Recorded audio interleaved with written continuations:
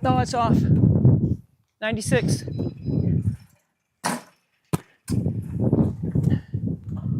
Ah. 97.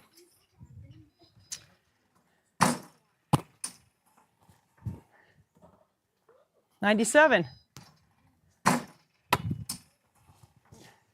98.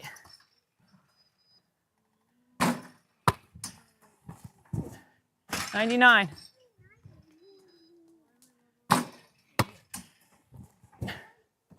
'Okay.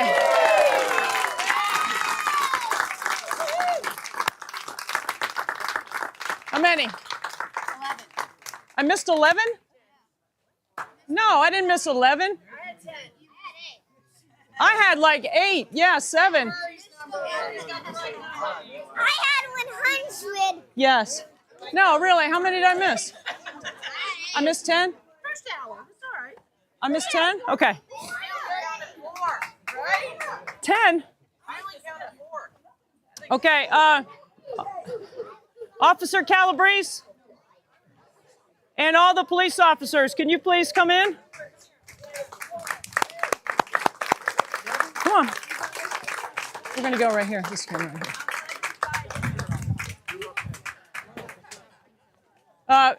Every year, the Mount Pleasant Police participate with us, and they are huge partners with Special Olympics internationally. Yeah, every year you guys are gracious enough to bring your team with us to help us, so we appreciate it very much. Why do you guys like getting involved so much? It's all about supporting people. We're so impressed with what you do out here for 24 hours. Just to get the call and be able to be a part of it means so much to us. We have our chief that led us, so some of our newer officers and everybody in between. It's grown with Frankie and some of your family and other friends, and that's just truly what it's all about. We're all working together to support you, and we appreciate the invite so much. Well, it's so important for our community to come together in many different ways, and this is just another example of it with, you know, the great police department of Mount Pleasant helping us out.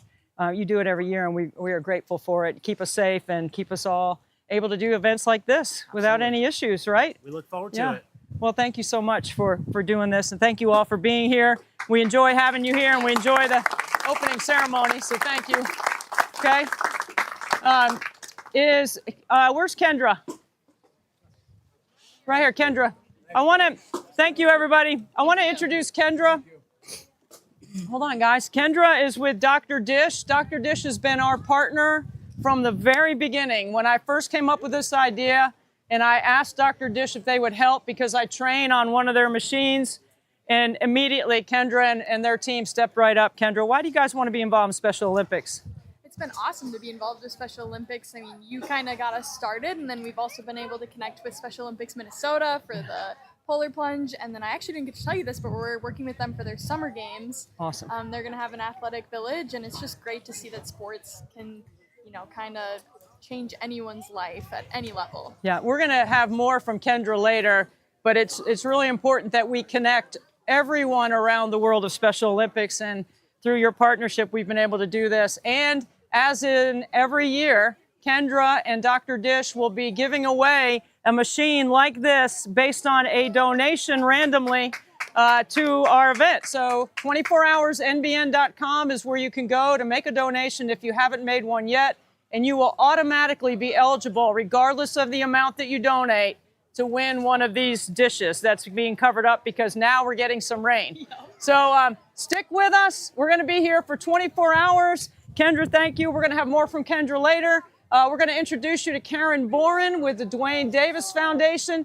But right now, coming up next on our live stream, have my dear friend, Mia Hamm, who right now is in the process of delivering commencement at the University of North Carolina. I hope it's not raining on her. But Mia Hamm's coming up next, and Mia needs no introduction. If you don't know who Mia Hamm is, shame on you. You need to Google it because she's one of the all-time great female athletes in the history of not just soccer, but in women's sports. Okay, William, take it away. One of my all-time favorite, iconic athletes and favorite people, Mia Hamm, who needs no introduction. Hey, what's David Letterman going to do you anyway? Like, the name of his show is Needs No Introduction. You don't need an introduction. Just have a short name. That's more how to do it. Yeah, it fits on the whole graphic, right? It does. It does. Oh, and I spelled it wrong. I put an L instead of an I.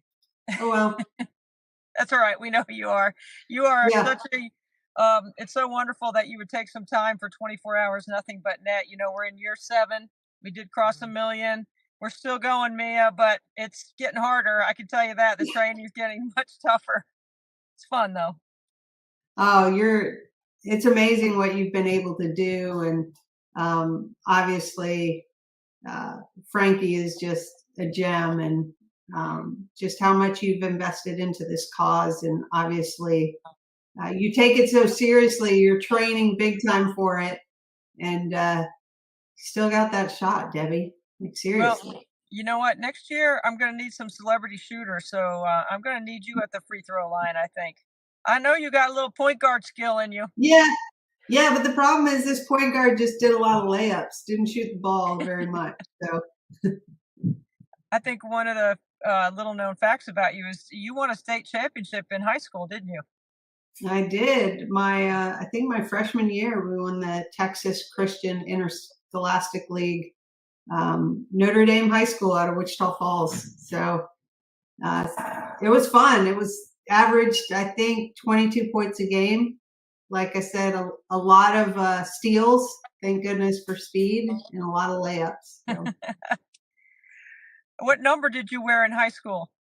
Oh my God. It's a great question. I can't even remember. It was because you were a freshman, you just got whatever fit you. Yeah. I didn't get a choice. So That's funny. You know, I bet that coach is looking back now and probably wanted to stick you in number 8. Number 8 wasn't available in basketball back then, but they do have 8s now. Yeah, I know. It had to fit on one hand. Yeah. So give us a little bit of update, Mia. Like, share with us something entertaining and interesting about what you're doing. You got so many things, I don't even know what direction to go. Well, in less than 2 weeks, I'm giving the commencement at the University of North Carolina. So Wow. that has taken up a lot of my mental and emotional kind of focus, where I never thought I'd do it. But, I was talking to my kids about overcoming your fears, and this is definitely one of my biggest ones. And I can't ask them to do it if I'm not willing to do it myself. So Chancellor Roberts called me in the fall and asked if I would consider. And, I have to be the kind of role model that I want to be for my kids. So I got to step up and do it. And obviously Carolina just means so much to me. And, Sure. My approach with it is not, there's so many inspirational people out there, but it's just to tell my story, what I've learned about my growth as a student and as an athlete at Carolina, as well as the national team, and just lessons that I've learned, just 3 points I want to share with these graduates, and hope I can keep their attention for, 15 minutes. And, but I'm really excited, and just hoping I don't pass out while I'm up there. I know that you are not always a comfortable public speaker, so I appreciate how you talk about facing your fear. It's not easy to get up in front of what will probably be, I don't know, I'm guessing 7,000 or 8,000 graduates. Yeah, thanks for that, Debbie. Thanks for just giving me those numbers. I've seen shots of graduation last year. So yeah, it's going to be a lot of eyes, a lot of ears, and just, like I said, hope the people that I mention in the speech, that I make them proud. And, it's a way to kind of give the lessons I've learned in life, and hopefully these students, as they embark on the next stage of theirs, can find a little bit of grounding and inspiration through it. Well, I humbly say I gave commencement at NC State in December of 23. So I didn't have the full graduation. I had the fall graduation. And I know what you're saying about your love for North Carolina, my love for NC State, and trying to share what you've experienced. Of course, I'm not sure that Chancellor Woodson looked at my transcript before he invited me to speak. I'm sure he did not. You'd have to dig deep into the archives and probably the microfiche, pull it out on something. I don't know. But it was a humbling experience. And for me, Mia, when I put on that academic robe, that robe that they Yeah. wear, and I didn't have to wear the head thing, so I was glad of that. But to put the robe on, it was it was pretty cool. I mean, I was really emotional about it. And then when we were done and we go back in the back and everybody's taking their robes off, I was the last one to take it off. I really didn't want to take it off because nobody would have ever thought that me and academics and all that would have crossed. And I just took a lot of pictures in it just because it could be a really good Halloween costume one day for me. Yeah. No, I hear you. I think I'm going to try to enjoy the experience as much as I can. And like I said, it's a way to continue to thank this community that really meant so much to me, means so much to me. And even though these students obviously weren't classmates of mine, we are bound by this place, as Charles Kuralt said, what binds us to this place. And just happy to make that connection and honor these students, because that's probably the best advice I was given, was remember it's for them. Right. And to celebrate them and just connect us in a way, and what I've been able to learn, and how you can always use your experience at NC State, Carolina, to help you as you move forward in life. Yeah. I guarantee you that those students are going to benefit from your time and all the heart that you pour into it. I had a couple of editors that made sure I had my points right and said it clearly. And I'm grateful for them, because I don't think I would have felt comfortable if I didn't have my people that I trust looking at, the edit of what I had planned to say. But they're definitely going to remember what you said. I bet there's not one kid in the audience that remembers anything I said. No, I hope so. I hope so. People have been like, tell jokes. I was like, yeah, I'm more of kind of the dry wit humor. So I'll use that in there. It's a little more spontaneous. I said, but I've always been an emotional person and a little on the serious side. And I might never get this chance again. And so as I said at the beginning, I'm not trying to reinvent the wheel. Like, this is my life. These are the people and the lessons I've learned from them. And it was hard to pick three because there were so many. And then obviously being a parent, as you know, there's so many overlaps in terms of your life experiences and how you're trying to pass that knowledge on to your kids. And they've helped me really grow. My kids have really helped me grow as a person and kind of reflect and, change some of those lessons or have them apply in a different way, I guess, as someone that's off the field now. So that's probably my last point that I'm going to share with them is my growth as a person, the things I wish I was better at when I played and when I went to Carolina, and that I've really learned now being a parent, because your kids kind of ask that of you. I couldn't have said that any better. I mean, it is never about us as moms anymore anyway. It's always about the kids. And if you don't ever accept it or look at it like that, you probably have the wrong attitude, and your kids are going to suffer for it. But are your kids going to go to commencement with you? Will they be able to be there? No, they're actually finishing up high school. One might, but we're still working on that. But Nomar's going to join me, so I'm really excited. He's going to be there with me, as not just the emotional support, but just be able to share the experience with them. Yeah, that's cool. So give us a little update on the kids, if you will. Like, who's doing what, playing what? Just break it down a little bit. Yeah, no, two daughters graduating, so that's graduating high school, so that's kind of taken up a lot of time, and off to college next year. And then our son's just making his way through 7th grade, and he's fencing and playing a little golf, so that's fun. Outside of watching fencing in the Olympics, I've learned a lot. As he described it when he first started doing it, he goes, it's like playing with tag with swords. You're trying to touch the one person and not get tagged by the opposition in a real confined space. So a lot of fast footwork and agility. So it's been really cool to kind of go and watch him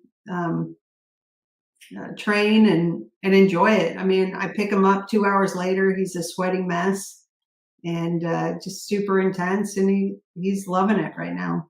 That's pretty cool. Doing something different, like fencing is. North Carolina's got a great fencing program, don't they?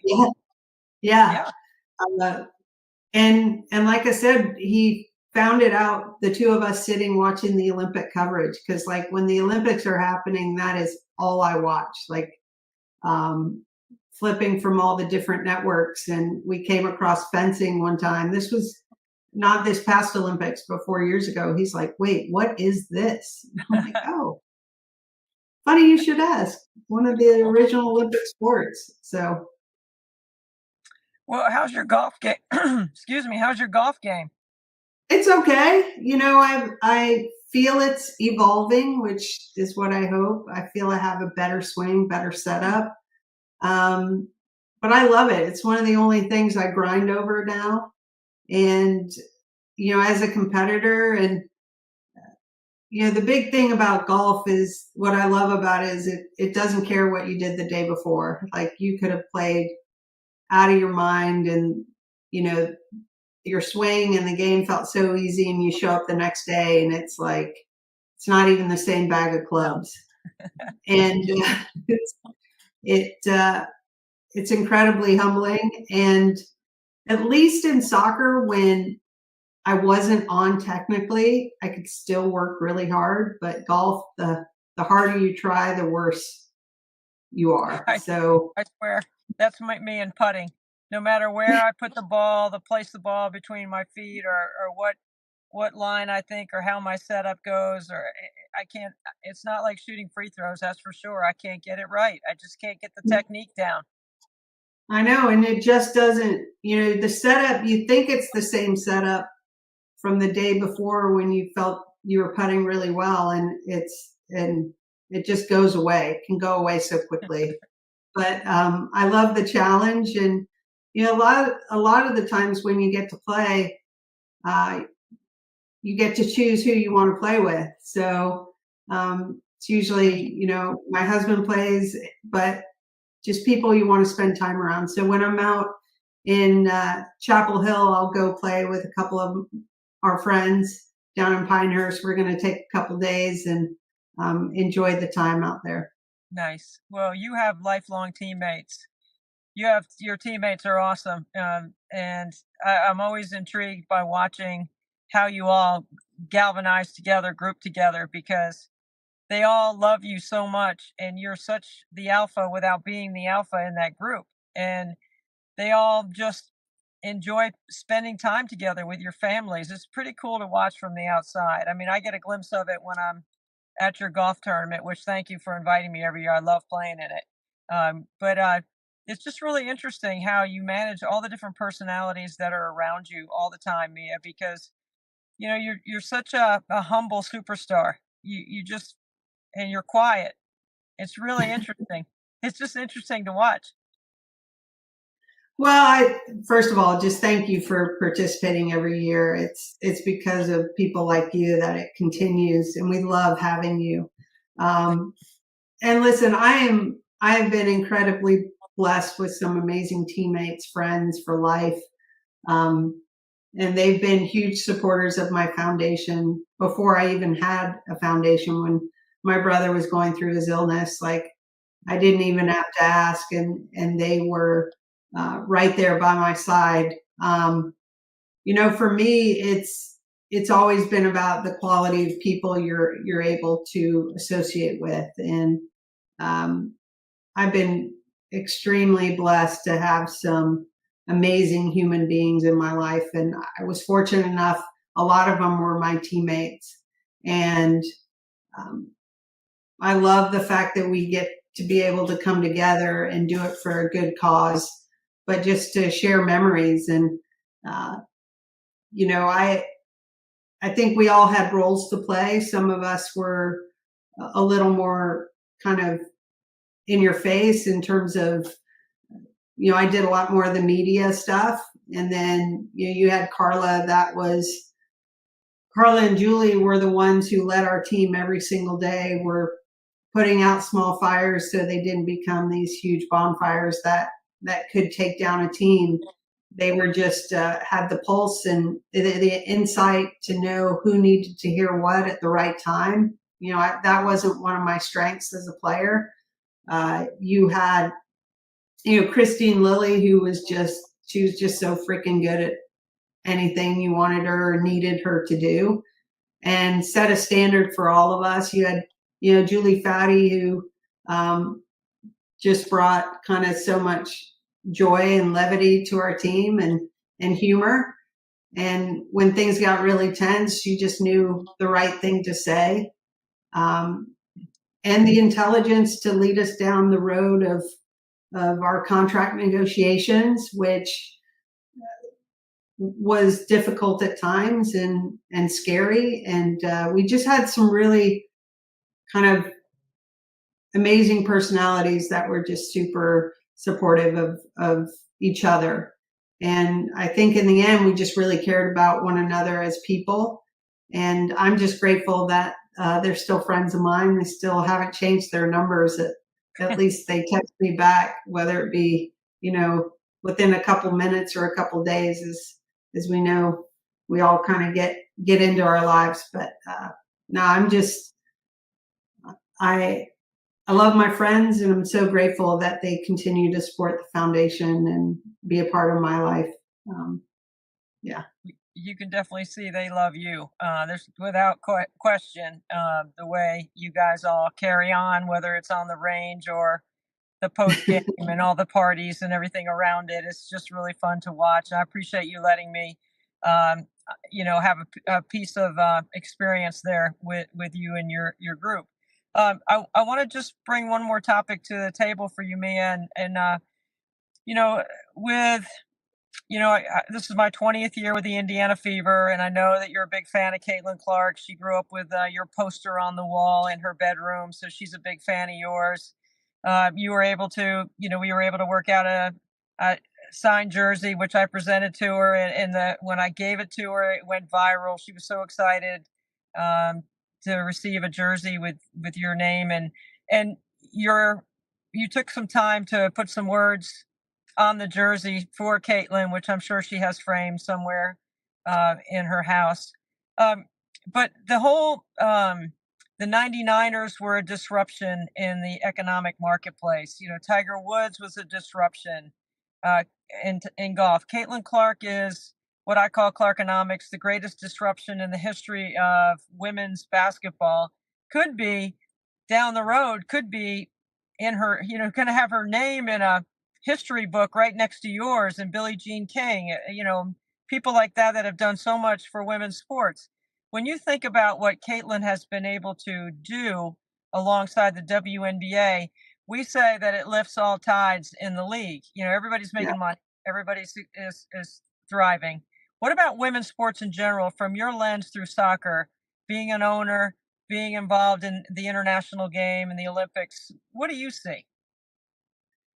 I think it's been tremendous. I see, you know, it's been growing probably over the past 7 years in terms of visibility, but obviously what Caitlin's been able to do, and you know, the eyes that are now on the WNBA, but more so just women's sports. And like you said, when people get together, it's now kind of the benchmark in terms of where we look at where we are and where we can go. And I think you see excitement around women's sports. I think accessibility is greater than it's ever been. And you see the participation, the numbers are growing. And, for me, and one of the things that if Caitlin ever reached out and asked for my opinion is just to continue to be your authentic self. I think a lot of the times, whether it be sponsors or fans want you to kind of change in a way that's not who you are, I think is really important, because one of the things we all love is not just how she plays, but how she goes about her business. She's fierce and confident and a little bit cocky when she needs to be. Mhm. But she is, because she's worked incredibly hard. Like, to be strong in your foundation as an athlete, I think sets you up in terms of what you can do when you're battle tested, when you put stress on yourself in your training environment. When you get on the court to play the game, that's about expressing yourself and celebrating all that hard work. So I think that's one of the things that draws fans to her, is she's unapologetic for wanting to go after it and wanting to win.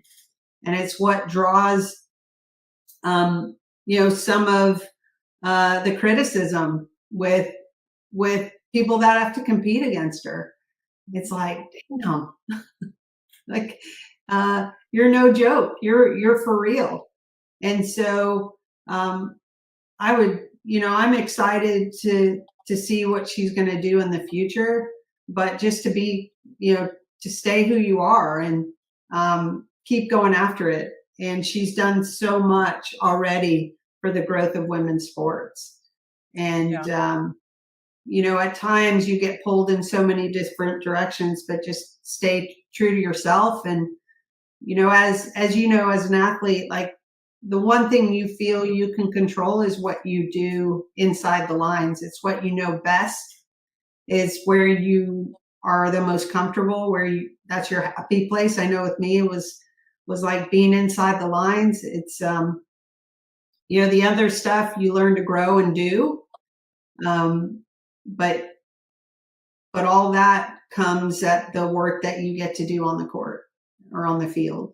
So just keep enjoying that. I mean, nobody knows behind the scenes how many countless hours you had spent getting ready when you didn't think you could do one more rep or push through one more exercise, but you do. And I think Caitlin is just like that.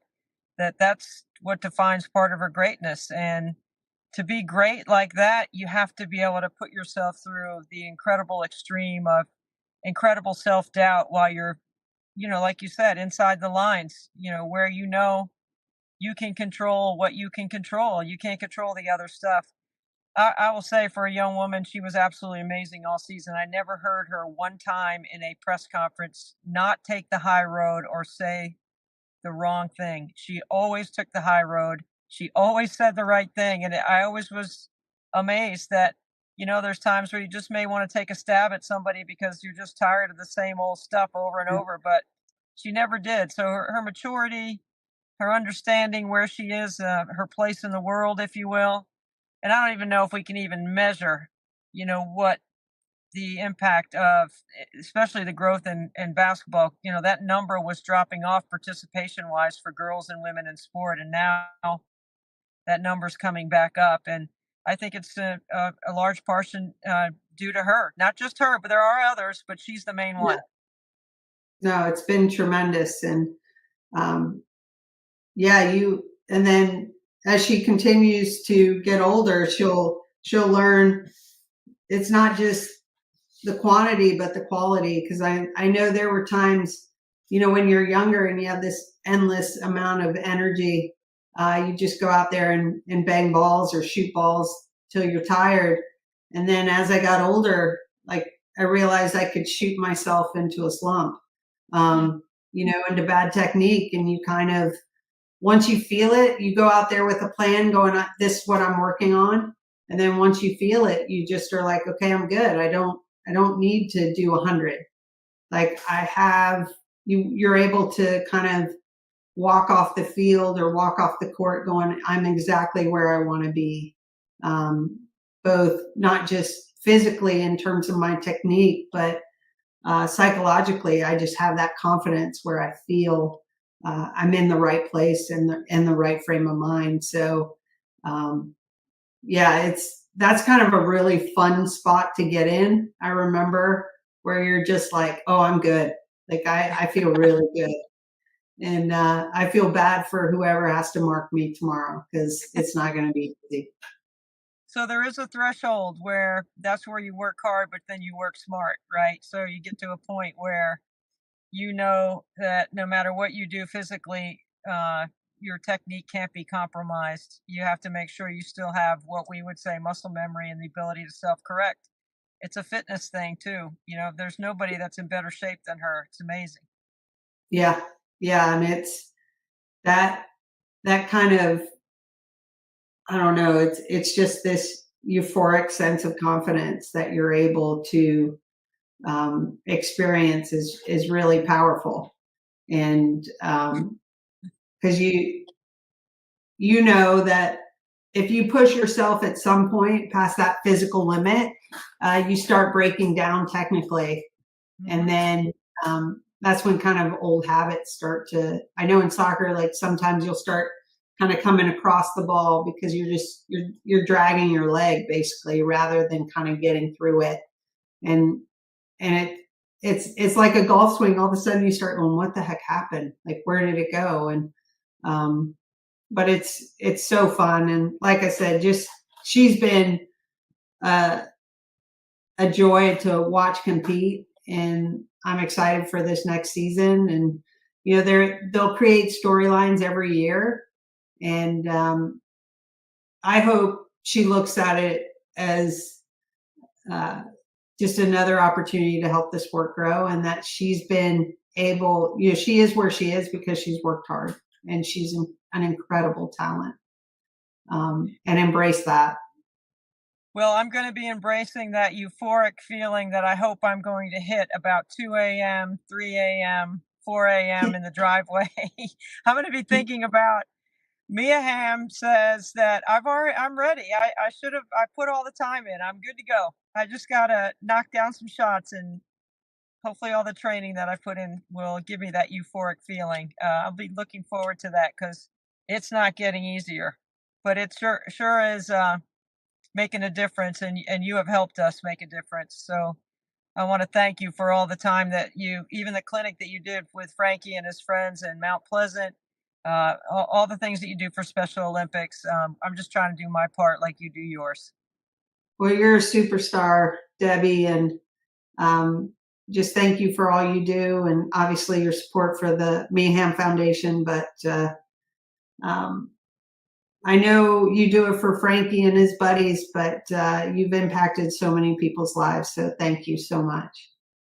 Mia Hamm, thank you for being with us on 24 Hours Nothing But Net. It is always a thrill, my friend, and it's great to see you. Thank you for giving us some time. All right. Be safe, Debbie.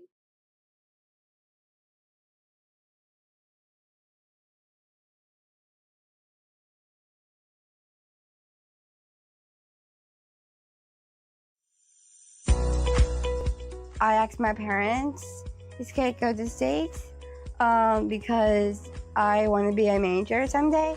So yeah, going to the States is an amazing part of my life. I choose LFH because I love the teachers, and I love the professors, and I love my classes a lot. Well, so far in the program, I love to be hang out with my friends. I like having like guest speakers going to my classes, and I like being around the campus and knowing like the buildings. I love my career class to go to my business. I like the program so much. All the staff makes me happy, and my mentors, because I love my mentors so much. Well, I was helping out with a career for computers or anything I could do because I know I love this place is gonna be a college. I have learned to stand up for myself when I need for my path. Like, I will need to self-advocate. I just love my times and the moments I have. Hi guys, I'm Joanna and I'm in Elevate. Go Pack! I'm Dimas. I'm Elevate. Go Wolfpack. Hey, my name's Sarah and I love the group pack. Go with pack. Hi, my name is Molly, and I'm an Elevate. Go Pack!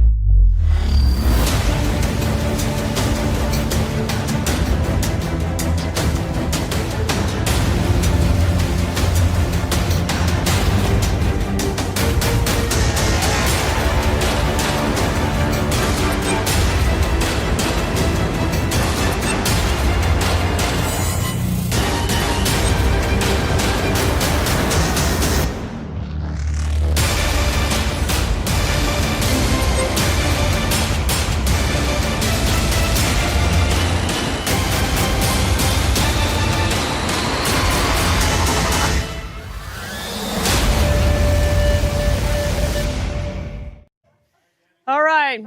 Our thanks to Mia Hamm, our great friend, for spending 30 minutes with us. So great to be with Mia. She is such an incredible ambassador for all of women's athletics and a really good friend. She invites me every year to play in her golf tournament, and I get to play and hang out with Mia for a day. It's really fun, and she, in return, helps us with Special Olympics.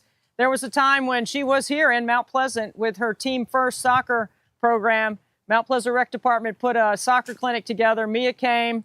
She played in the Hootie and the Blowfish Monday after the Masters. She did a clinic for Special Olympics, and she got to know Frankie, and that's part of the reason why she donates her time to help us with 24 Hours Nothing But Net. Okay, so we got 100 down, 2,300 to go. All right. Okay, ready? We're ready, guys. Yeah, I think I'm good, Sandy. Thanks. Yeah.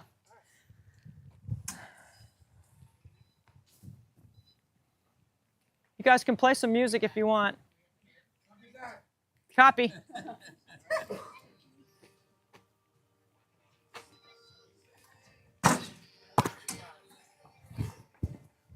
One.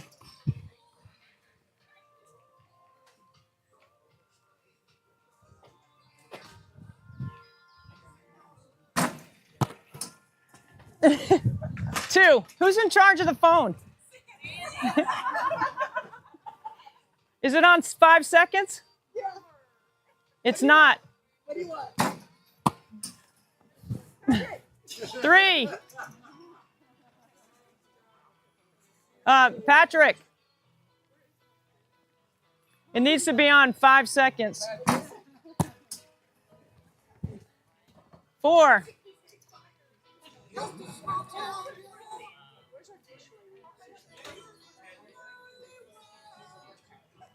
Here, Sandy, give it to me. I'll take it. 5. Sorry. That's right. Stop it. Yeah. The tempo went from 5 to 14 seconds.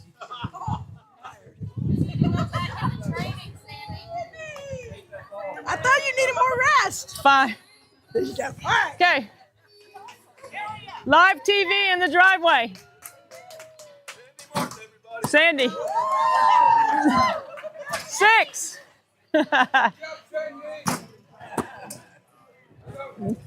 7.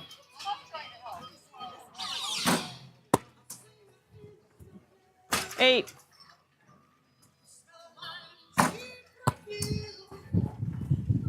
9.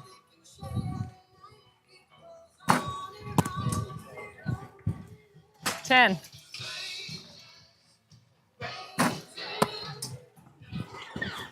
11.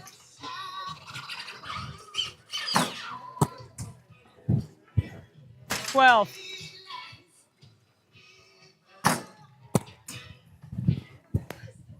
13.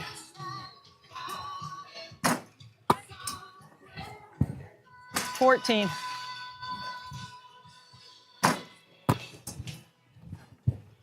15.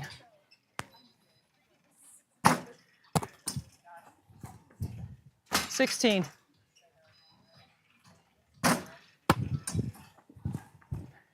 17.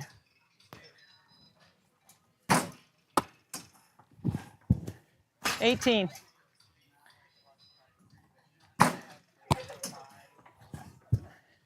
19.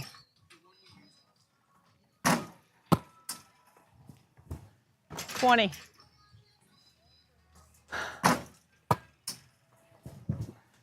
21.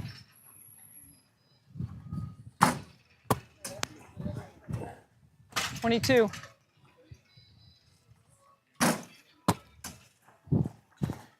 23.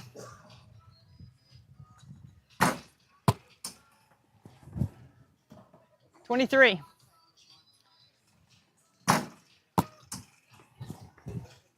24.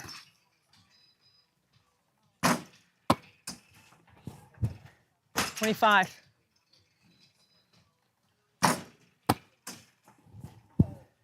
26.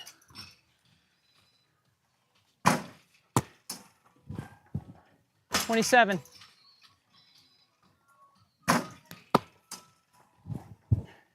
28.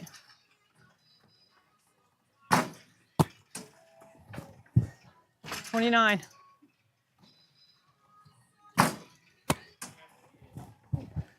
30.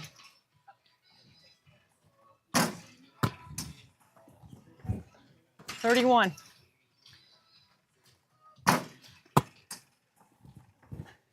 32.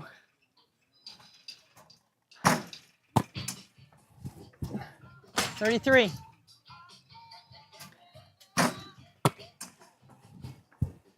34.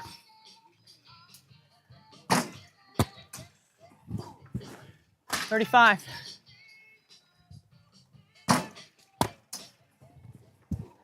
36.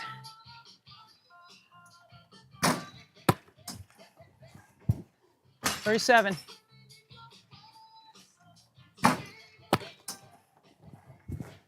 38.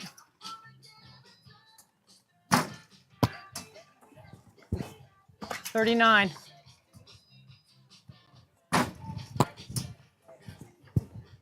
40.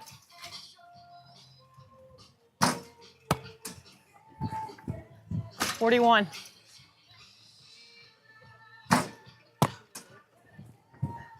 42.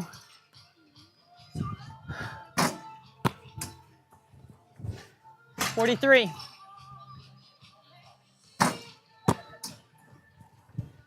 44.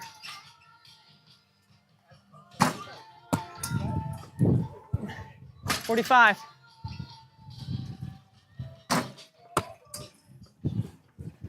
46.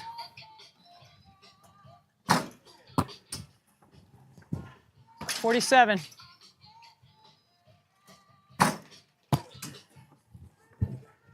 48.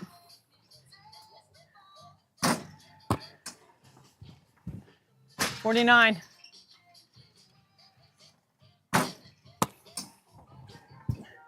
50.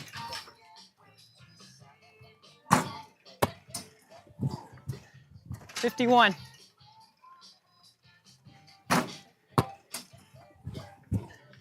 52.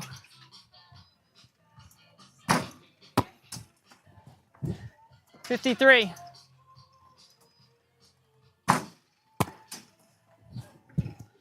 54.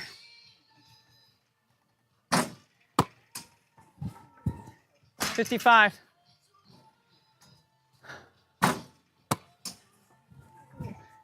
56.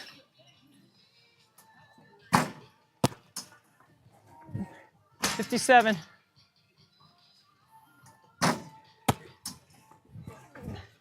58.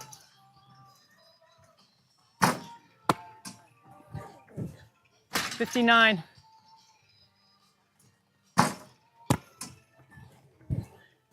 60.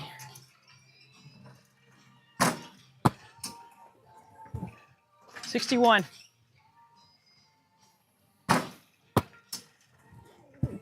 62.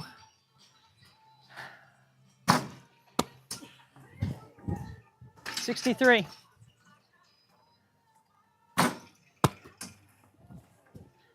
64.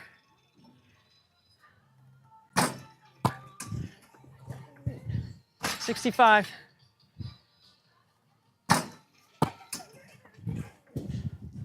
66.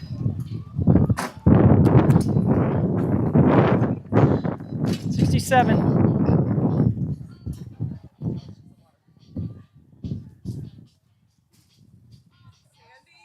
67.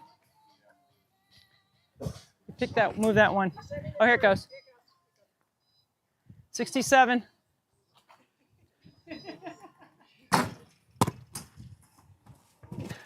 68.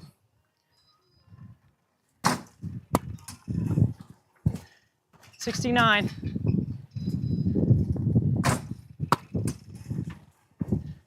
70.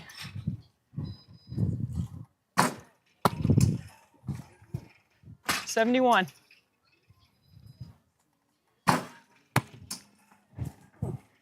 72.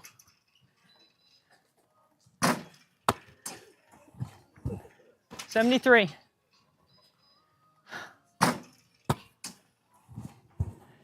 74.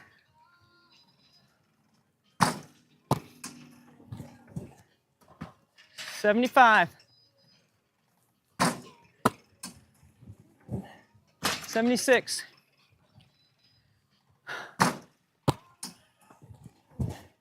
77.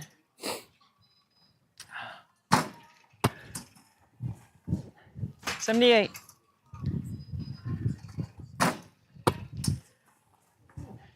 79.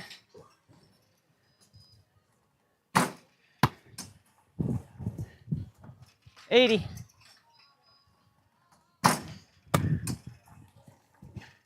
81.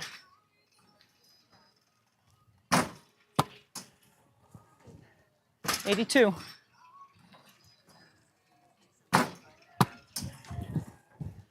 83.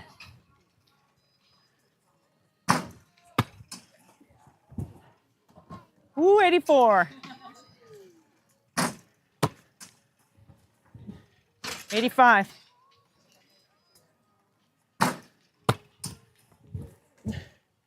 86.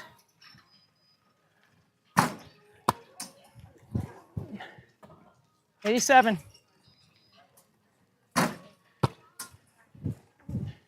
88.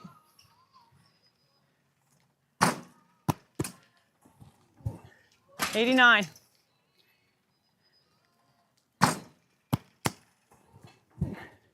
90.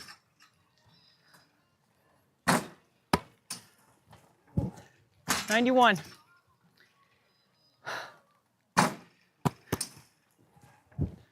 92.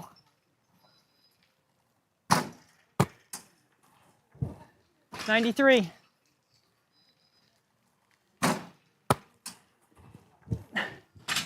94. 95.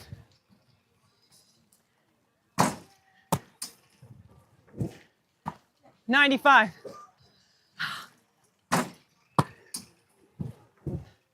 96.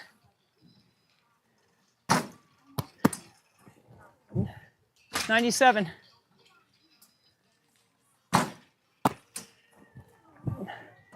98.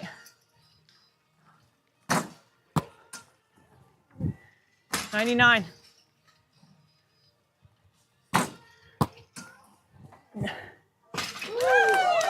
'Kay.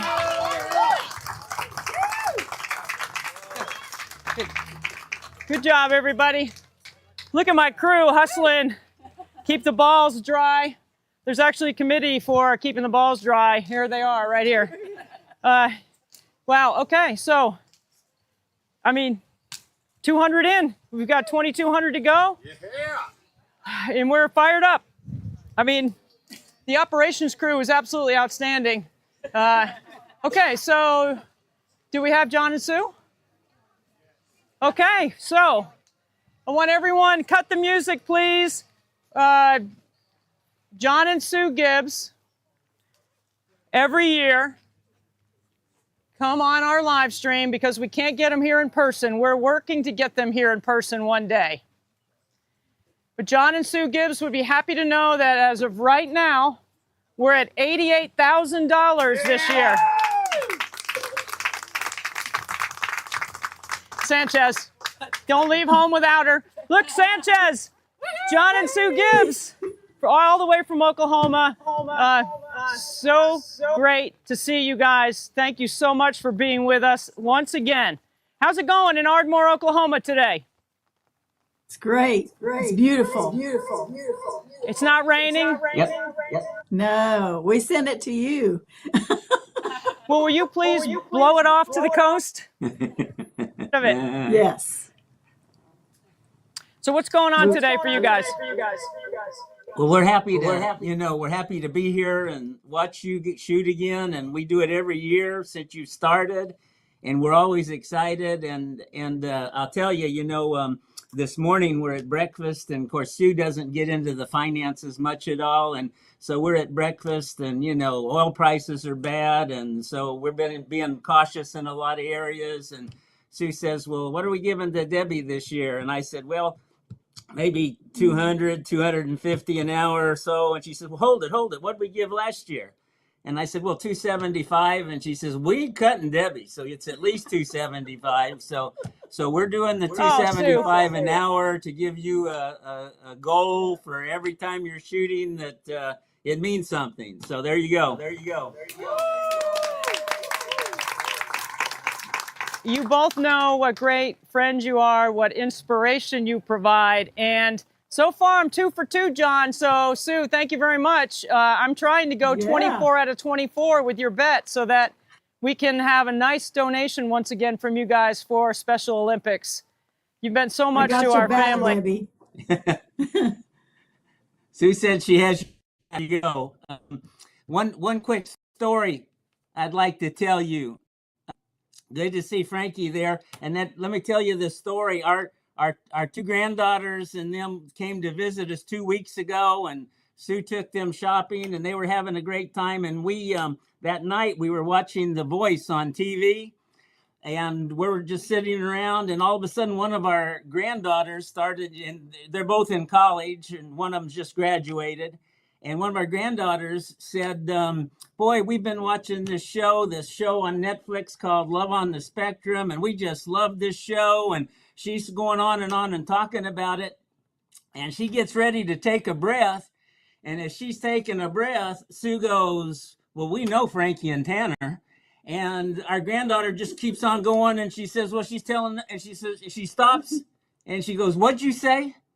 And Sue says, "Well, we know Frankie and Tanner." And she says, "You do not." And Sue says, "No, we really do. We know Frankie." And she, "How do you know Frankie and Tanner?" Well, we said, "Well, we know Frankie because he's Debbie Antonelli's son, and they do this nothing but net all every year, and they're big into women's basketball, and that's how we know Frankie and Tanner. We've met both of them." So there you go. Congratulations on that. You guys are famous. Famous. Frankie, Sue and John think you're famous, are you? He is famous. I always am. Yep. My granddaughters thought he was famous. So Frankie is the and CEO of 24 Hours Nothing But Net. He's officially gained that title in our 7th year. Frankie, what do you think about being the president? Vote for me. Vote for me. And vote for Debbie. always, we always vote for Frankie. Always. We're so grateful for all of your support, everything that you do to help us, how much you support and inspire us. What great friends. My parents are here. Mom, Dad, you want to say hi to John and Sue? Yeah. Hey, Mom Paul, and Dad. hey, good to see you guys. Hello, You have to hello. promise that you have to be here next year, or we're coming to get you. Please. Okay, we'll have to try. You betcha. That's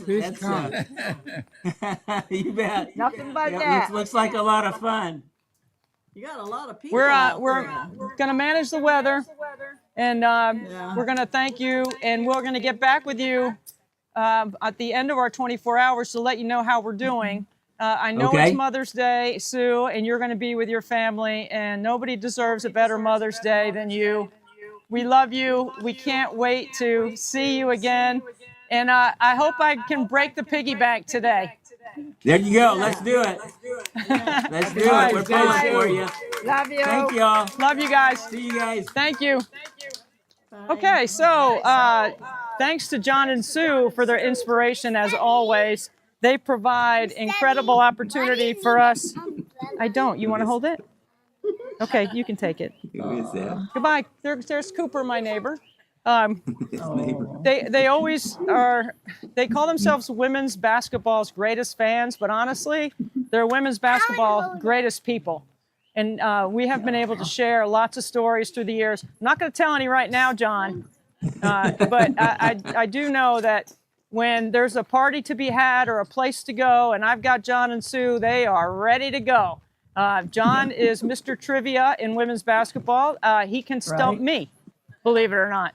And I'm just so grateful for your support. So thank you guys so much for helping us. We're at $88,000 right now as we Fantastic. begin our day. And we're hoping that that number is going to keep going up. And thanks to you, we know we're going to be able to provide a lot of opportunity for Special Olympic athletes to train, compete, organize, and socialize. So thank you very much for everything. Yeah, that we you love do. you. Thanks. We love you. We love you guys. Going.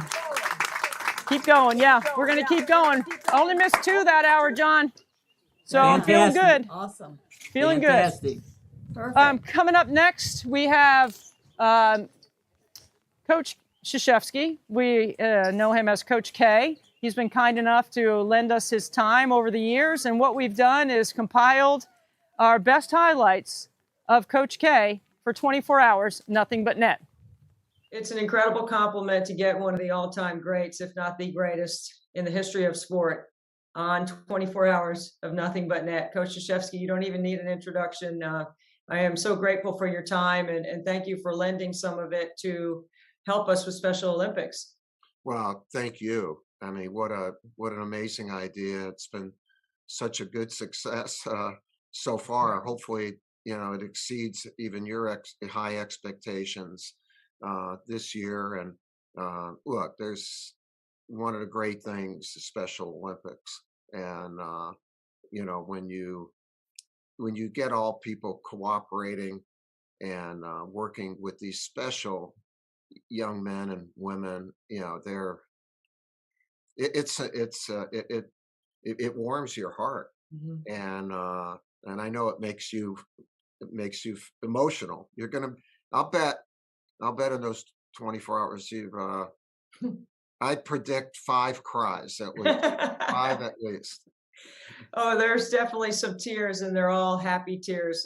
As you know, Coach, you've been so gracious to follow our story a little bit about my son, Frankie, and Right. you've invited us to campus, and we had an incredible memory with you back in October of 2018. And this year, during your retirement, some of us were able to share our reflection about a story or a moment with you. And I was so excited that ESPN chose to tell our story about you and your relationship with Frankie and how it has continued. Spend some time with him. Not kind. I mean, are you kidding? That was a great moment for me. Also, Frankie, his smile, his face isn't big enough for his smile. I don't know how he fits that smile on his face, and he's so happy and full of energy. And his graduation is just an amazing thing. I want to really give a shout out to Clemson for having a program that is so darn good for these youngsters, and to see their potential developed to a level that never would have been developed if they didn't have that program. And I love that, and I respect the heck out of Clemson for doing that. President Clements, as you know, is an incredible leader in that space. Clemson is definitely the best program in the world for students with intellectual disability to be able to have that full-time college experience. And Coach, we were chatting before about graduation for Frankie. You know, at graduation on graduating in that block, and every student was quiet so everyone could hear the names of each graduate being called out. But when it came time for the Clemson Life students, you couldn't hear any of their names, and the cheers and the applause and the pride and the appreciation and the standing ovation that they got after they crossed the stage is something that we'll never forget for sure. Yeah, I got chills just I wish I could have been there in person to experience that. And you know, when you do such a great job in promoting and really telling the story of our game, game after game, and you get those moments, right, where the whole crowd is going nuts and whatever. And but when those moments happen outside of sport, the spontaneity, the appreciation for everyone who is there, that they feel honored to be there. And it doesn't have to be they share that moment with these incredible youngsters. I love it. I love it. Well, Coach, on another level, sport's been a part of your life. You've been in sport, I'm sure, since you were a little boy growing up in Chicago. I can't imagine not being without sport myself. And that's what we're trying to do here, is to give people that need a little bit more extra time to train, time to compete, a way to organize. And Special Olympics is such a great landing spot for families like mine, that we have indulged in sport in so many different ways with our three boys, especially with Frankie and what it means. When you take a step back, because you have coached the elite of the elite, you have been around the best of the very best, and you look at what Special Olympics does for this population of people, where do you see the connections? Well, there's an amazing connection in that you can coach. Like I've had the honor of coaching the United States national team for 11 years. Well, the moment that Kobe Bryant has, or LeBron James, it's a global moment, being on the collegiate stage. And if you're fortunate enough to win a national championship or make a Final Four or win a conference championship, you're in that moment as a coach. You're in that moment with that person. The moment with these youngsters, when you work with them and they do their thing, is every bit as big as any of those moments. And to me, it's about that, and the joy, the feeling of that youngster has when they race, when they throw, when they compete, is just as big as winning a gold medal. In fact, I think it's bigger. And for the people who are involved, they do not need TV. They do not need somebody broadcasting the game. They do not need an article written about it. The purity, it is so pure. And so everyone who's associated with it's a high. It's terrific. And it's not about winning the race or winning the thing. It's about completing it. Everybody in Special Olympics is a medal winner, is a gold medal winner because of them competing. And the joy of finishing that race or finishing whatever activity it is, you can see it on their faces, their body language. And then, you know what? You get a chance to share it if you've worked with that youngster or you're the parent of that youngster. It's so the moments are the same. There's not, in fact, I think it's much more of a genuine moment because no one's getting paid or anything like that. And no one's trying for a contract or anything. It's that, Deb, it's pure. It's Special Olympics is exquisite because of its purity, and everyone's on the same team. You know, no one's trying to get their own. It's a shared moment with so many people, a joyous moment. Coach, does the cry count start now or does it start tomorrow at noon? Now you can practice. I've had plenty of practice over the last couple of days. Yeah, you can practice. Coach, how's it going? Like, Great. I mean, how are you? Yeah, I'm great. For me, this was a decision that was, look, I'm 75 years old. I've been the luckiest guy on the planet. I coached at West Point and Duke for almost 5 decades. Are you kidding me? And in 11 years with the U.S. team, and we've won a lot. We've had amazing moments in victory.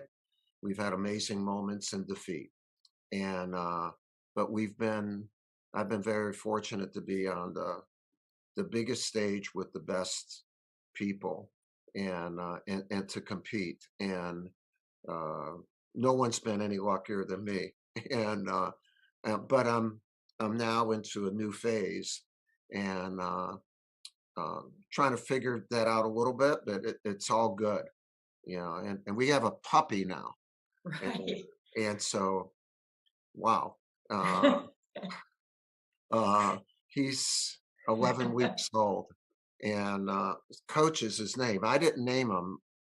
My team and my family named him, and we tried to think of a different name, and so I might as well stick Good with name. Coach. And however, now that I'm no longer called Coach, someone in our house is still called Coach. So Oh, I have a feeling you're still going to be coach. I don't see that going away. That is certainly an earned and deserved from the roots of a teacher at the very beginning thank you. of your career. Coach, I have to tell you, this season was so unique and special for me also because I did get to cover your final 3 games in Cameron. And for someone like me who has dedicated my career to the game and grew up on Tobacco Road, to get a chance to experience those things inside Cameron, watching your teams and, your wonderful staff and your players, how hard they worked. It was just the favorite part for me, though, was going to shoot around and practice. That's the best part. For me, that was the best part. So we could really listen to you and watch I you. think I'll miss more than games practice, because that's where you teach, you see your team and individuals grow. You see them achieve and then fail. I think I've loved that more than anything in my career, that interaction with a player and a team in your own private setting. That those moments, they're not, you don't do a record on them, but they're all wins. Right. They're all wins. Well, Coach, thank you for lending your time, your support, all your kind words about Frankie. And he is a superstar, and he knows it. And he's not afraid to tell you. He'll also tell you he's pretty handsome. Yeah, you know what?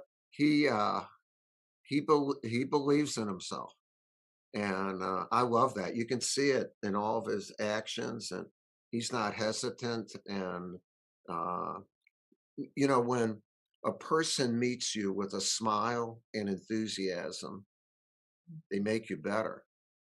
Frankie makes people better, just by being him, just by being him. I have enjoyed immensely my friendship with him. Okay.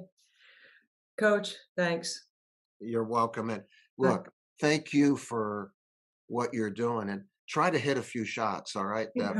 Like, Coach, you know what? You would really love the free throw burpee routine that I have. Yes. So, the bar that you put in your door frame to do pull-ups on, I put that in the driveway. And yesterday I did 2 sets of 100. So I'm free throw, burpee, free throw, burpee. I did 2 sets of 100. If I miss the free throw, I still do the burpee. And I shot over 90% doing that yesterday twice. So I hope my fitness is where it needs to be. That's the hardest part. It's not the muscle memory or the self-correct.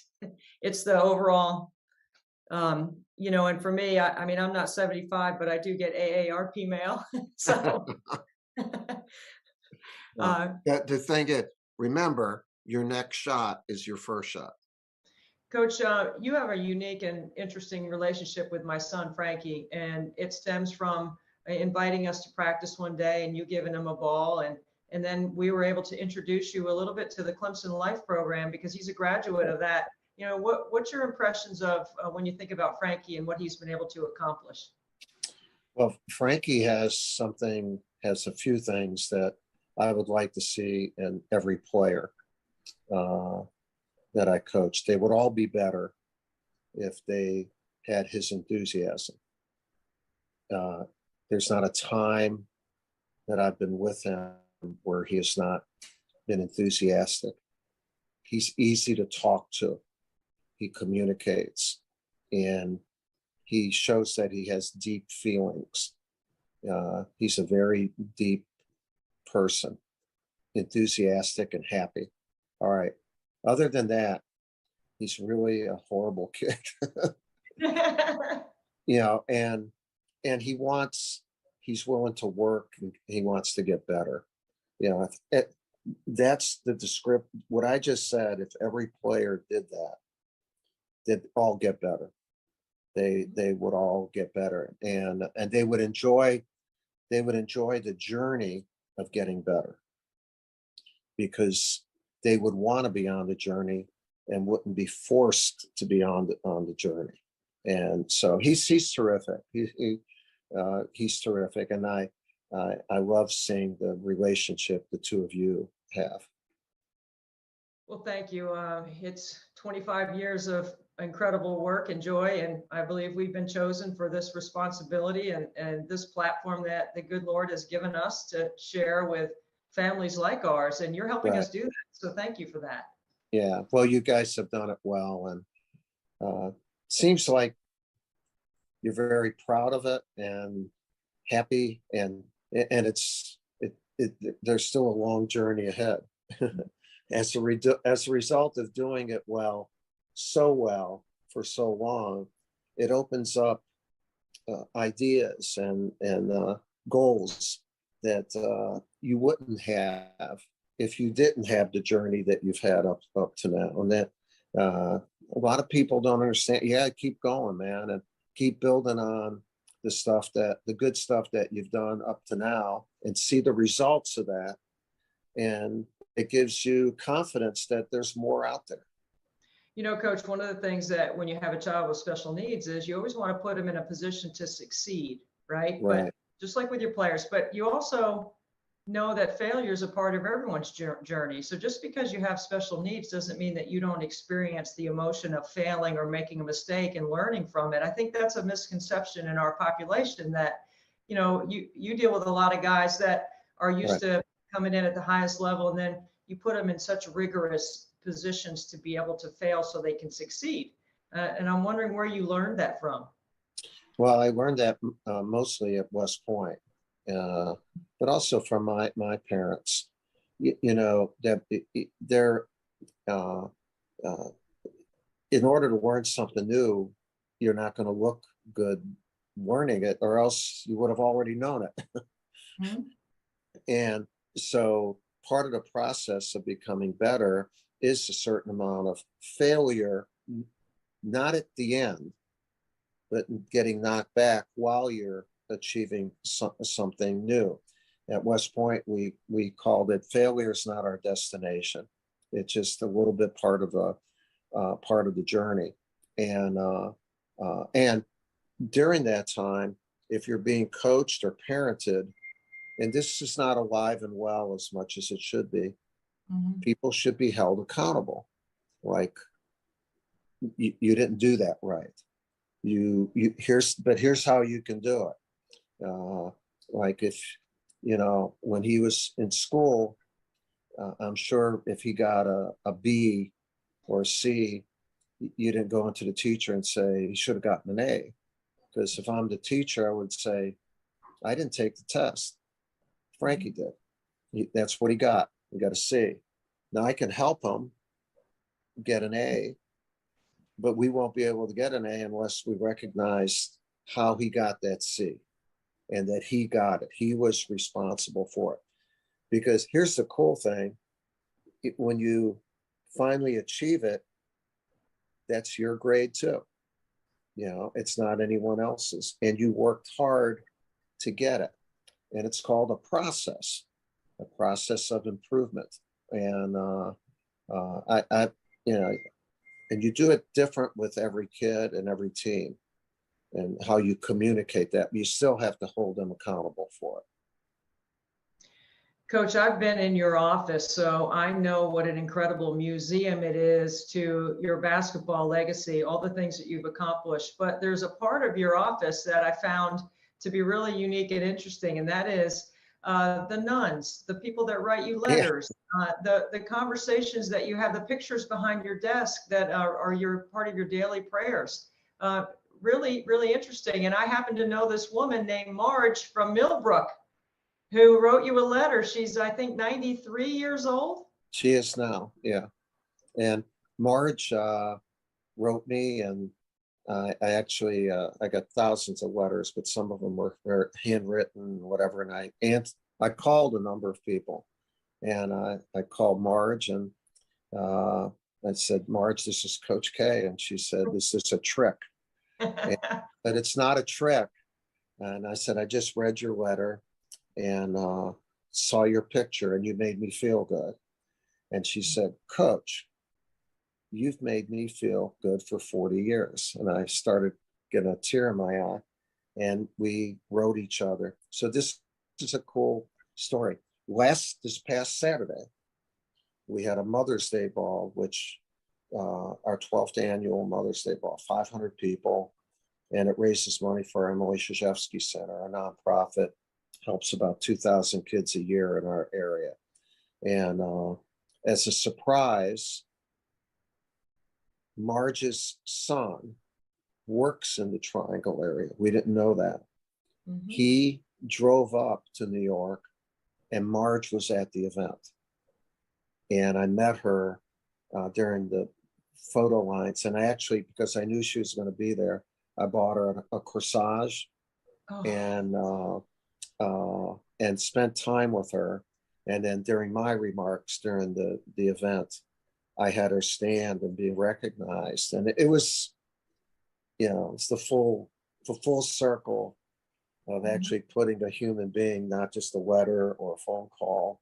And what a great thing. What a great thing.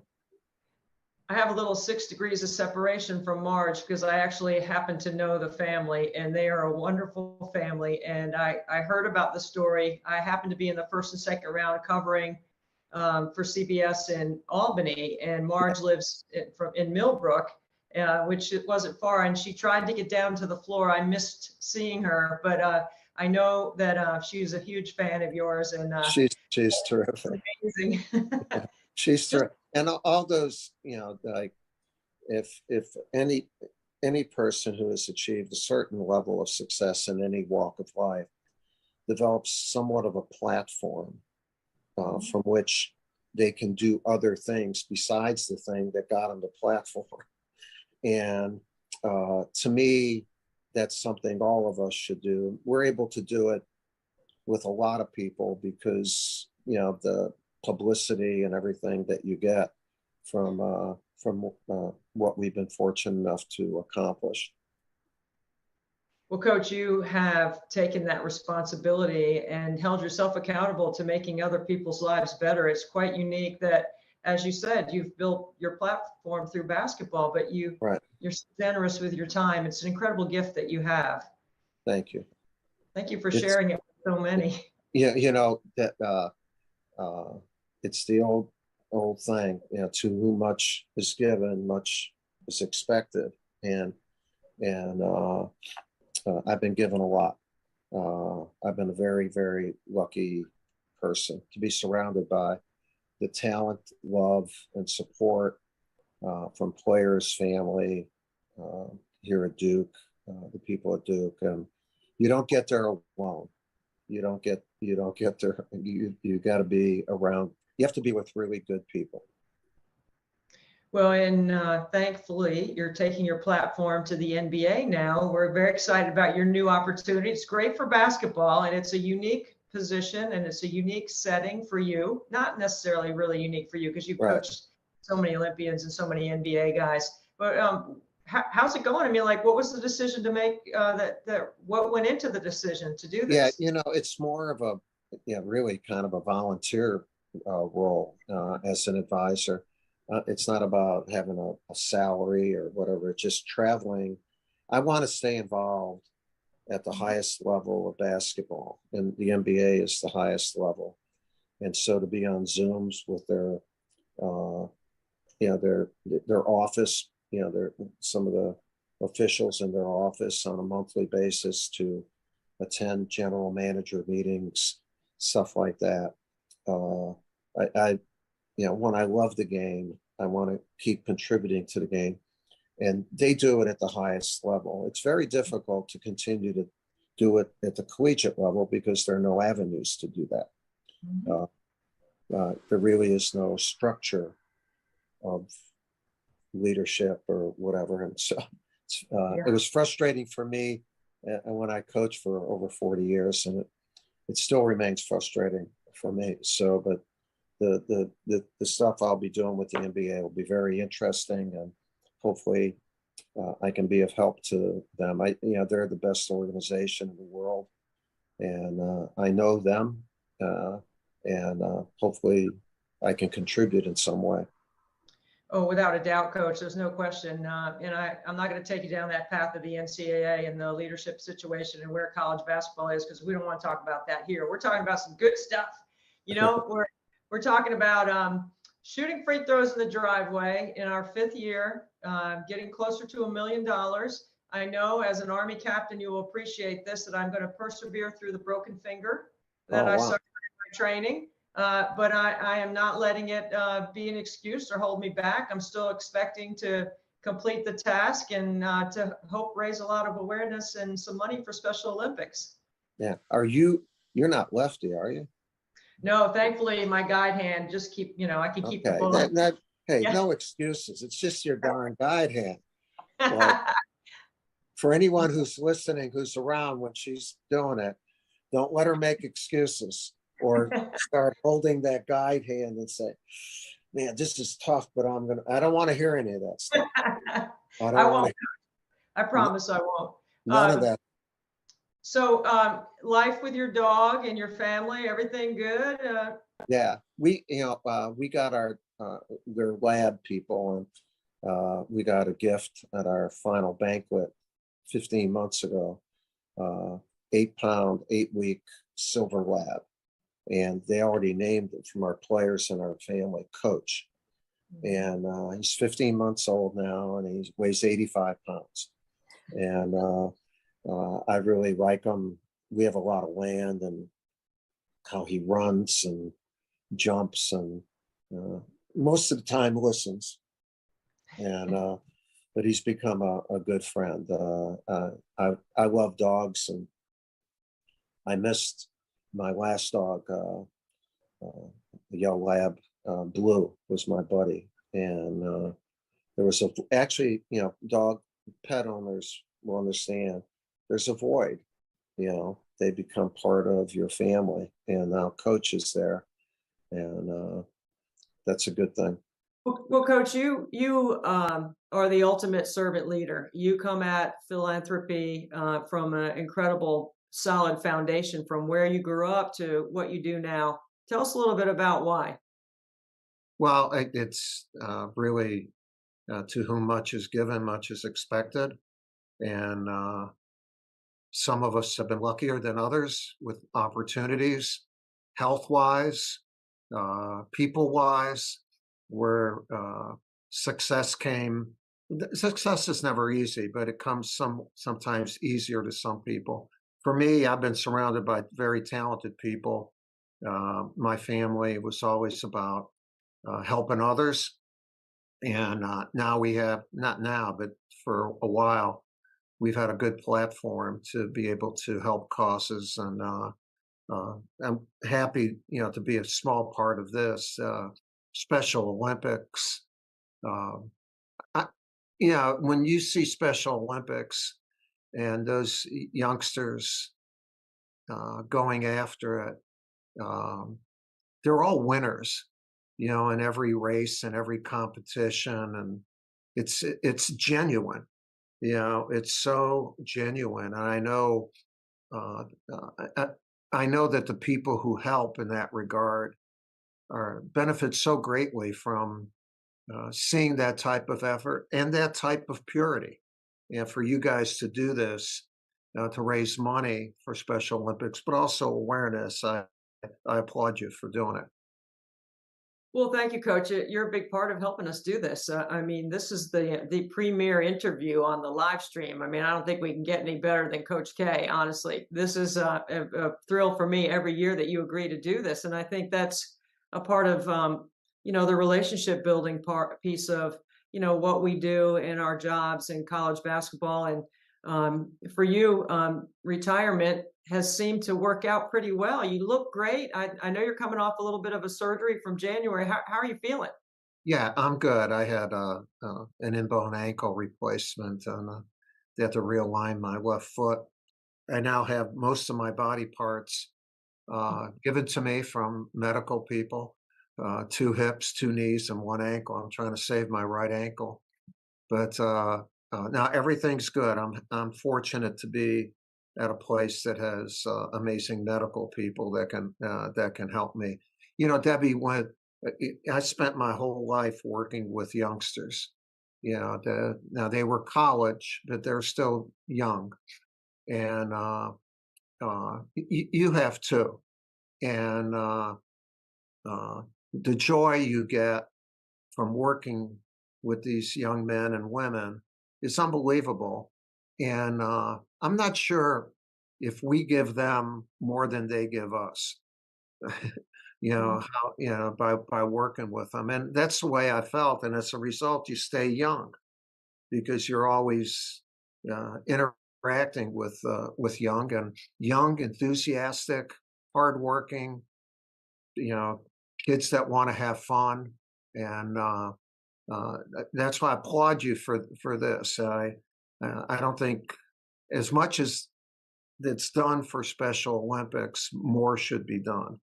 And I just hope this year, you can still hit a few free throws.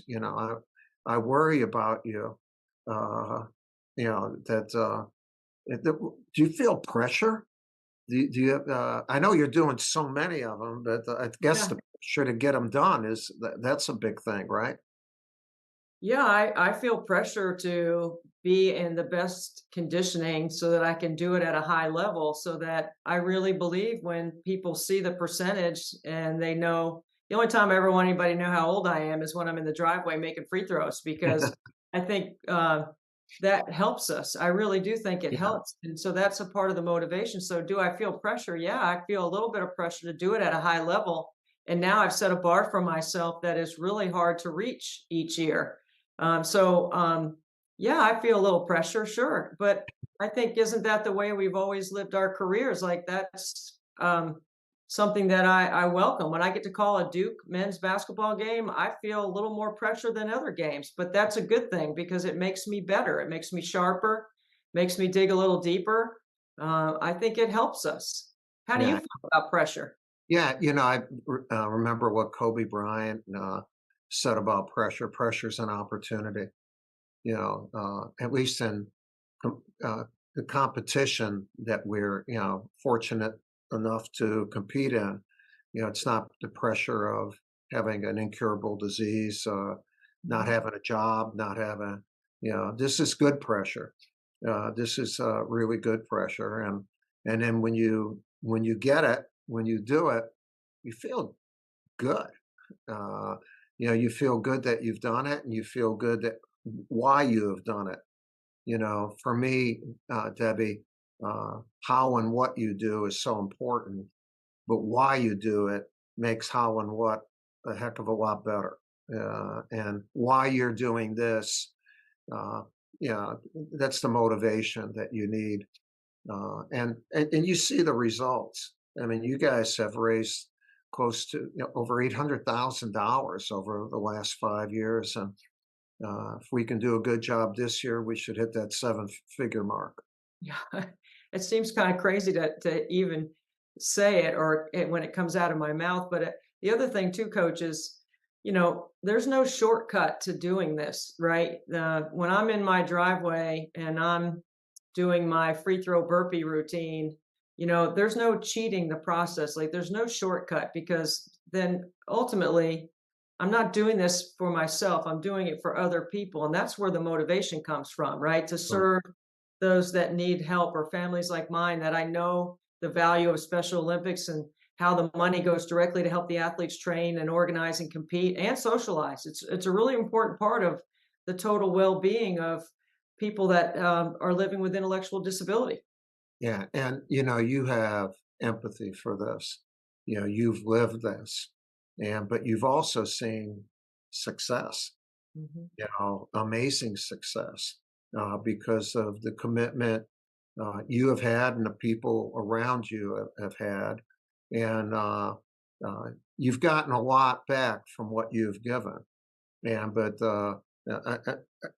When I think of you, I think of how you're motivated to do this, and because you've seen how it can work, how the happiness, the success that can happen as a result of helping youngsters who they need help, but they need guidance in that world that they're in, and you've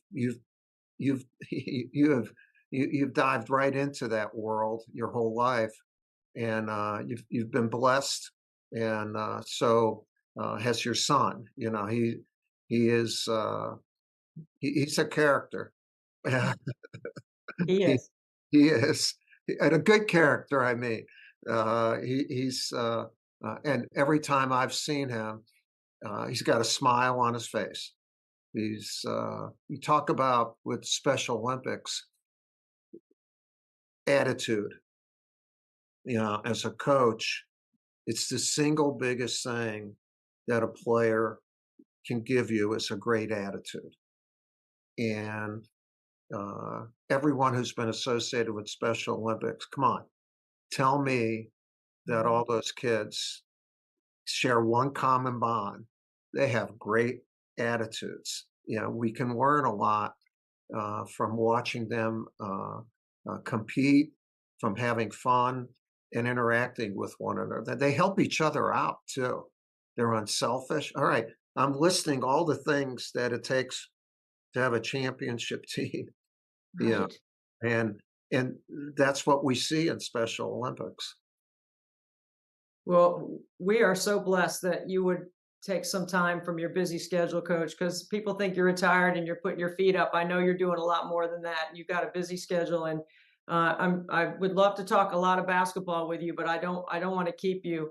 I'm so grateful that you took the time, and thank you for all the service that you've provided to USA Basketball. We have an Olympic year coming up. What about that, Coach? Let me ask you about the Olympics, because that's going to be in Paris. Are you going? No, I'm not going, but behind the scenes, I do a little bit, not in offense, defense, just to talk about what we did. I had the opportunity to coach our U.S. team in 3 Olympics and a couple World Championships, and it's a different competition. And a lot of people don't realize for the Olympics, there are only 12 teams that compete. You have to earn the right. And the U.S. is one of 8 teams right now. There'll be 4 qualifiers before the Paris Olympics. And it's one and done once you get out of pool play. And that's a big thing for the NBA players to understand. They go to these 7-game playoffs where if you lose, you got another chance. If you lose in this, you don't have another chance. So it's the best. Paris will be unbelievable. Paris will be unbelievable. And hopefully our U.S. team, coached by Steve Kerr, will be unbelievable also. Well, I have no doubt. I know you're doing a little bit more behind the scenes than you're probably willing to share, just because who wouldn't want to take advantage of all of your experience and all the gold that you have won for our country, Coach. The last thing I want to ask you about, because I can't let you go without asking you about Clark. Caitlin Clark, Clarkonomics is what I call it. I know you had her on your radio show. It was an incredible interview. She's absolutely amazing. When you watch what has happened to basketball, especially on the women's side, and you getting to know her a little bit, what would you say about what Caitlin Clark's been able to do for basketball? Well, I'm a big proponent of the women's game. Actually, I think the men's game should be more like the women's game, and because the women's game is as close to the international and WNBA game as, and we should all be playing the same game. And so to see its growth is unbelievable. Caitlin has been truly amazing, you know, and for her to handle, there have to be 3 of her sometimes when you see all the interviews, commercials, and all the things that she's on. But what a great representative. And she was terrific on my show. I think this is a moment where women's basketball, we have to keep building. Keep building. It's such a good game. They play more together than the men do. You know, there's not as, although when you see Caitlin come down and shoot a 35-footer, you may not think that, but how exciting. And one last thing about her, in women's college basketball, I mean, there still is a transfer portal, but not like the men's game. And so Caitlin Clark became a hero in that Iowa Hawkeye community before she became a hero nationally. In other words, she was nurtured by a fan base that loved her. And most of the time, the young women stay for 3 or 4, they stay for 4 years. And that's something the men's game doesn't have. And I think it's a big thing if we can keep that going for the women's game. And these heroes, these heroines, their communities hug them and cheer for them. And it's not just the young girls in the stands that watch, it's the young boys that watch. It's the youngsters that watch because they can see a continuity of growth and a continuity of support. She didn't just happen. She was always becoming. And that's a beautiful journey. And I think she's still going to be becoming. I think so too, Coach. I mean, I think she's just, she's on this incredible steep rise, right? And we've all enjoyed watching it. I know I've never seen anything like it. I played against Cheryl Miller in college, and I've covered all of them since. And it is amazing to watch what she's been able to do. And quite honestly, she's, 5'11", 6 foot, about 150 pounds. And when you watch her play, you think that she's some long athletic, she's fast and athletic, but she's not, her presence doesn't make you think that she's this dominant person. So I think it gives hope to all the players that you're talking about, these little boys and little girls that are probably in the driveway emulating what Caitlin is doing. And that's going to be good for basketball. You know what she has, what we were talking about for youngsters with Special Olympics. She has a great attitude. She has incredible enthusiasm. She plays with us.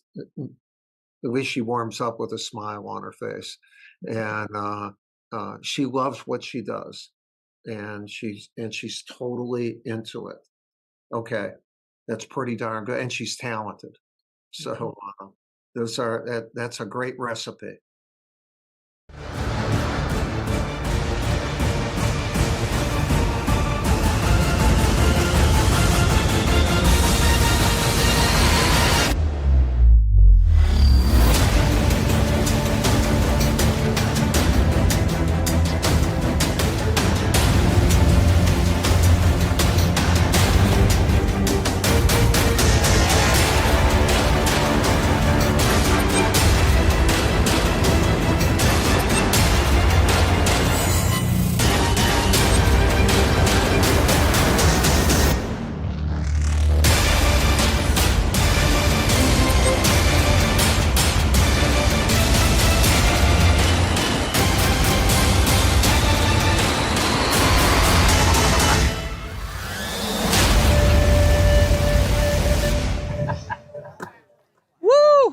We are having some fun now.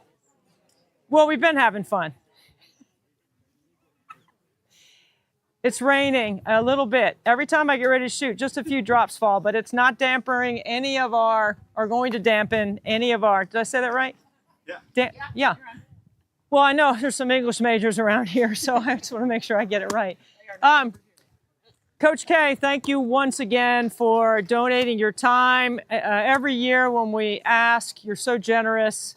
I've been so lucky to cover him as a college coach at Duke, and one of the highlights of my career is calling Coach K's last 3 home games in Cameron, including the Duke-Carolina game, which I called with my buddies Mark Packer and Wes Durham.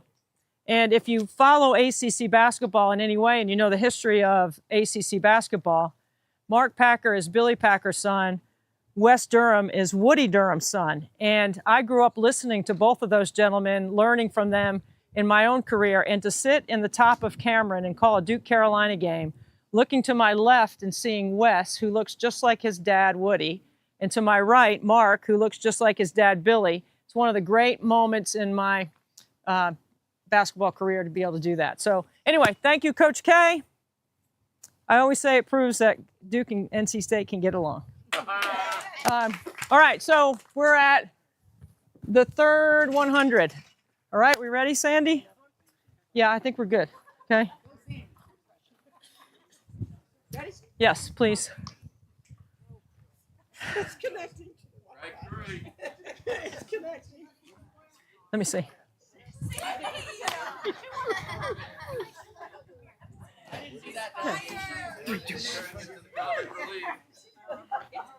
Sandy. Sandy's the best. Nobody picking on Sandy. 1.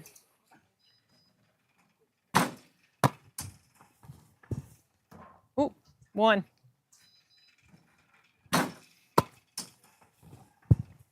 2.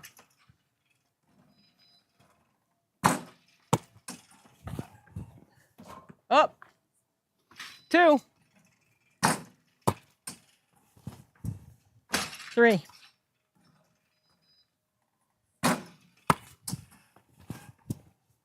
4.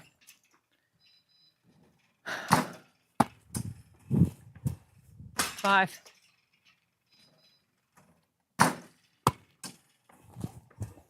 6.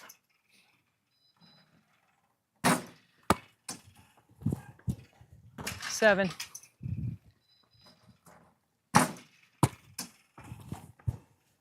8.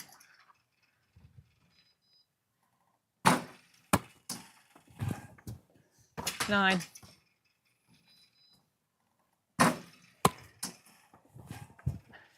10.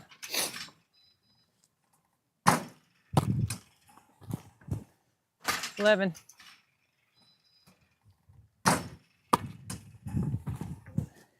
12.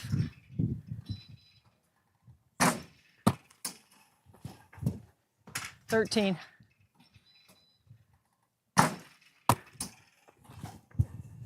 14.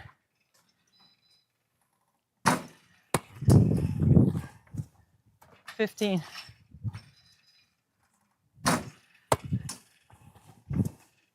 16.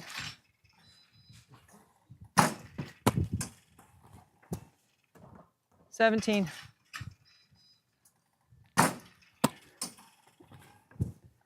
18.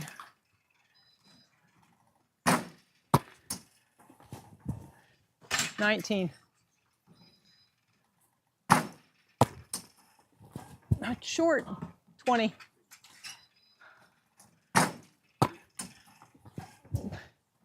20.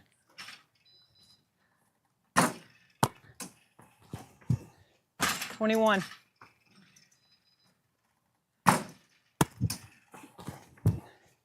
22.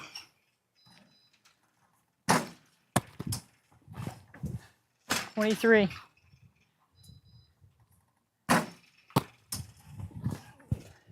24.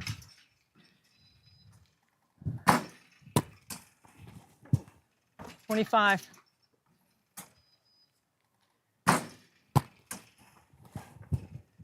26.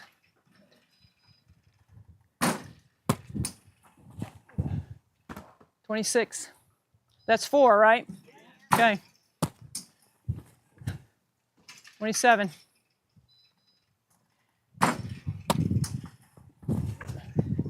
27.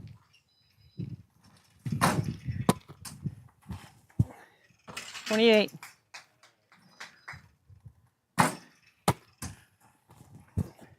29.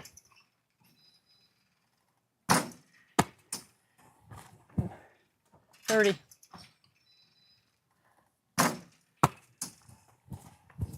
31.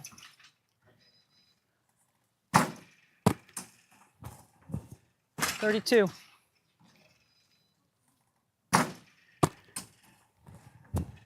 33.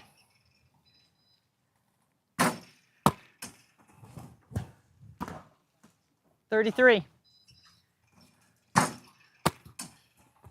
That's off. 34.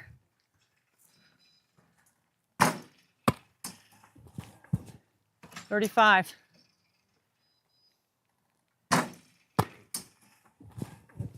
36.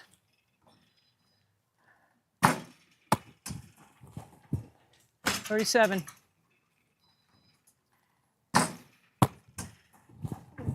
38.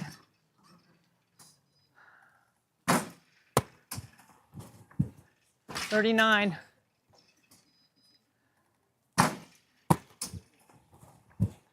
40.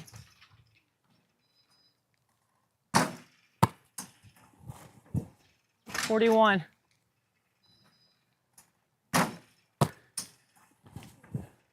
42.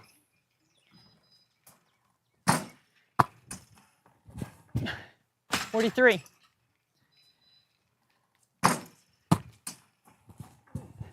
44.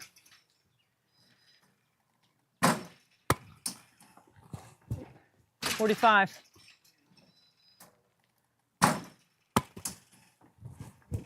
46.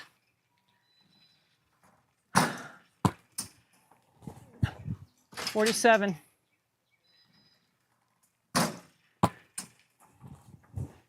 48.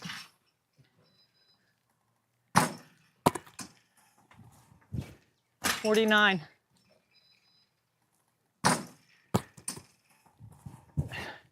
50.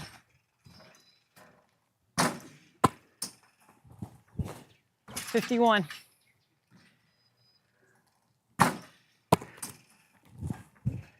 52.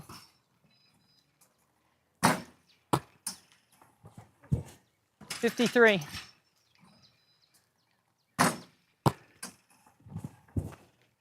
53.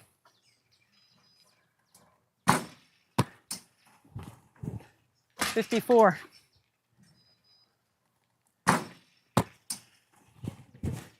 55.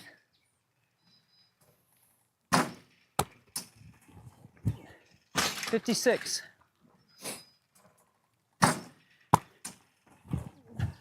57.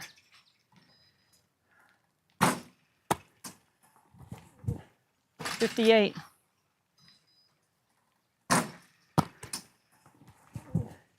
59.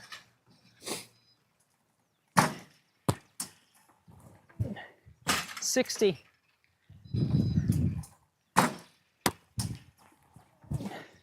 61.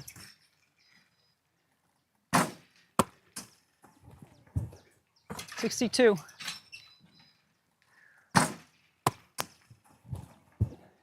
63.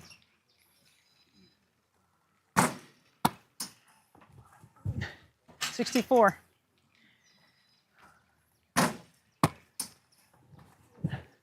65.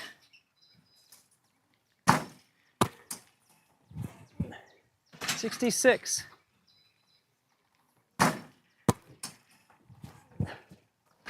67. 68.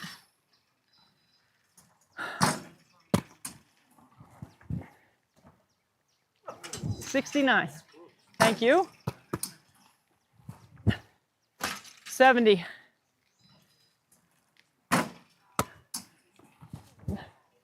71.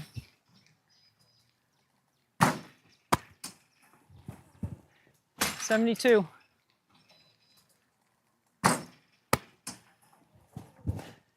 73.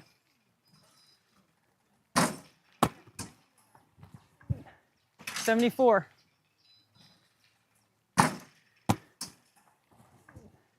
75.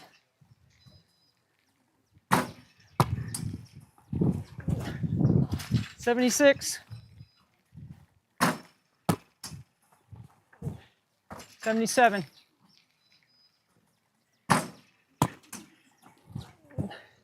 78. Ah, 78.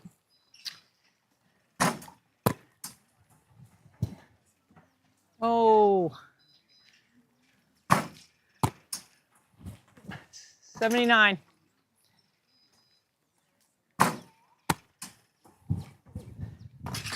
80.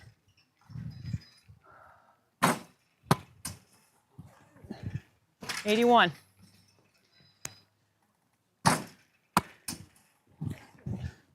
82.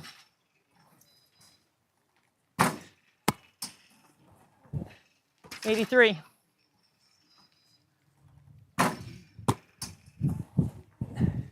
84.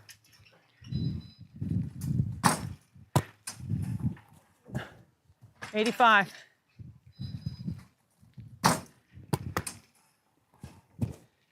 86.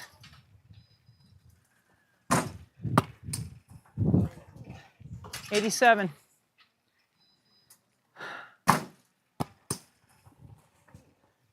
88.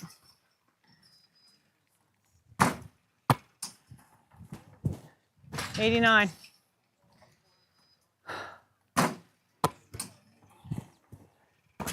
90.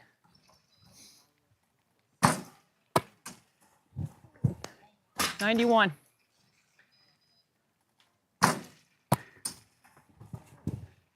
92.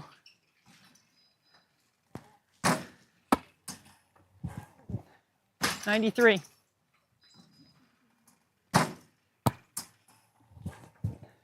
94.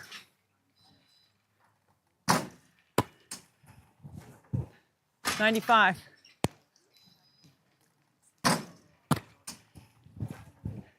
96.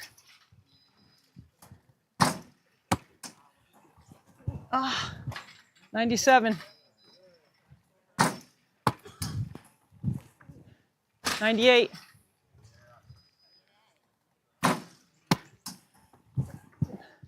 99.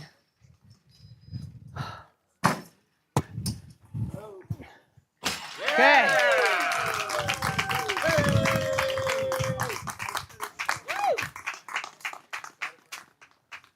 How many? Here. Hold this. How many we miss? Oh, just made it for the Gibbs. So I want to introduce my good friend Josh Tolman. Josh, we don't know how many people are actually watching on the live stream, but it's a fun way to interview friends. And Good. Dad's holding the umbrella behind us here. Josh is a new friend of mine, and he's a great friend. We've instantly became fast friends based on the way our introduction took place in Cameron. And that's all I'm going to say about that right now. Right? For sure. We don't want to go too far. Keep it However, family-friendly. Josh is already responsible for over $18,000 that's already counted inside 24 hours, nothing but net. So he has been an incredible friend, supporter, and invested in our causes, including NC State's Elevate program, 321 Coffee, and he's done a lot in the philanthropic world to help others, not just us. So I'm here to present a special present to Josh. One is private stock, Elijah Craig. He's a bourbon guy. There's a couple of other things in here, but I'm just going to show one more thing, and that is I got this for Josh's daughter. Because she's gonna love that. because she's a big fan of. Thank you Okay. so much. And then there's a couple love other it. things in here for you, but thank you so much for supporting us and for everything that you've done to help us. It's just the start, though, Josh. It is. It is. Just the start. We got a lot more good stuff to do. So thank you so much. My I want pleasure. Happy to help. Happy to help. You're doing Good. a good job. Good stuff. Thank you. Okay, coming up next is my buddy, the head football coach at NC State, Dave Doran. Dave and I are united and alike in trying to help NC State discover its land grant mission, which is to serve all populations in the state of North Carolina. Because of Dave and his advocacy around helping families like ours, he has 3 boys, we have 3 boys. His son Jacob has some learning differences. We have Frankie. So combined, we have helped NC State in 2 different ways. One is Dave and his wife Sarah have given $1.25 million to NC State for the One Pack Empowered program, which is absolutely amazing. It's for students that get into NC State that may need some executive coaching, a little bit help on the social spectrum, if you will. And then Elevate, which is the program that we helped create at NC State, very similar to Clemson Life. Here is Dave Doran talking about NC State football and his work with One Pack Empowered and Elevate. And then following Dave is Dreana, who is a current student right now in the NC State Elevate program. She's a great friend. She's a terrific interview. And she's one of 7 students that started at NC State in January in the Elevate program as a commuter student. And they will all move to a residential program in the fall. So here's Dave Doran, the head coach at NC State. I mean, I have one favorite football coach in the entire world, and here he is right here, Dave Doran at NC State. He's my coach. He can be your coach, but Coach, I'm so blessed that you would take the time to do this with us. So thank you. And I wish Sarah, I should have thought about asking Sarah to come with us because she's as equally as important of your success as anyone else around. Thank you for being with us. Oh, thanks for having me, and thanks for your kind words. And Sarah's busy today. She's working in the community, so she would have bowed out, but I'm sure she would have gracefully declined. She does not like being on things like this, so it's not her bag. Well, I can't tell you how welcome I feel every time I'm at practice, at a game, standing on the sidelines, always trying to get a quick glimpse at, like, hey, just so you see, I'm here. I love that you give me full access. I've even sat in team meetings. I learned so much about organizational leadership from you, just watching how you operate. It's really fascinating. How do you do it? Well, being a coach is being a teacher. And one of the things that I still love about this job is leading young people and organizing the staff, creating chemistry. And the challenge of creating chemistry these days is even harder. And so I like a good challenge. But, leading men is why I coach football. I love it. And being in the team meeting is, for a head coach, is like your meeting room, right? It's the only time you really get the guys. You don't have the position coach individual meetings that they get. So I look forward to that opportunity to get up and teach the game, teach life, to mentor, to teach accountability and values. And so, yeah, you're getting to see the insides of it. Yeah. And some days those are brighter meetings than other days, right? So football is an emotional sport, passionate sport. There's a lot of roller coaster rides emotionally through it. And, you try to be in there with them and ride it with them. I don't understand all the vernacular that comes with it, but I'm always trying to learn. But I'm fascinated by the communication through body language, right? The way you speak, how you approach different topics with your team, how they respond to you. I mean, it's an all-in experience. Like everybody's paying attention. It's really cool how you can galvanize all those guys for a common cause. You said there's some new challenges, right, with chemistry. How have you been able to adapt? Yeah, you learn by doing. I think the portal has become a resource for positional need on rosters, and some people use it more than others. I feel like there's some years we've really hit the jackpot in the portal. We've gotten the right guys that fit the needs, fit the culture of the team. Their DNA is the same as our DNA when it comes to work ethic and how we look at being on a team and being a good teammate. And then there's been times where we failed, and brought a guy in that just didn't fit, and it was a tough experience for both parties, And so I think how you recruit these guys and how much, legwork goes into it, how much you try to find out, how many is too many. In our case, I feel like we're still building our football team through high school players and developing them and allowing them to spend time here and grow up as young people. And, the longer you're at a place, the more that place means to you, in my opinion. And their blood is in the bricks, I say, when they're here for a while, it's their university, it's their school. And so I still believe in that as how we build our team. But with, the increased, I guess, loss of talent that you have at times, when players leave your team, you have to be able to replace it as well so that you're competitive. So it's been a learning process. For me, it's just about being open to change. You have to accept the fact that sports has changed. College sports has changed more in the last 5 years than the last 50. And if you want to be successful, you have to be open to that. And you have to be willing to admit when you're wrong and, hey, we screwed this one up. Let's learn from it. Let's try to do it better the next time, and have a staff that, gets their ego out of it and wants what's best for the program when they're recruiting.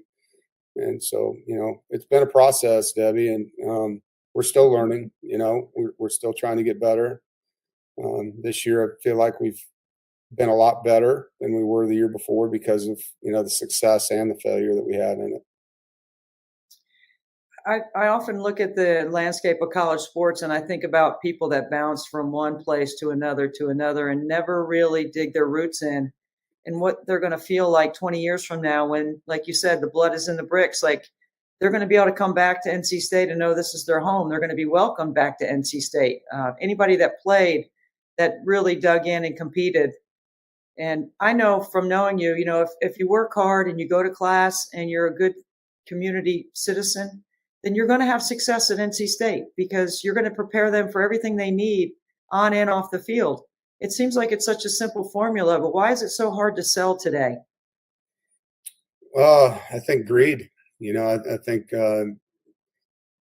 obviously in the business world, it's been present forever, and since time began, and now it's made its way into the locker rooms of college sports. And so, people are always looking for the next thing, the next best thing, and that's human nature, I think. For me, there's been plenty of opportunities to leave here as a coach, and I just look at the value of not moving my family, the value of where I live, how well I fit in this town, how well I fit in at this university, and there's value in that. I think some people think of value as dollar signs, and don't get me wrong, that does matter.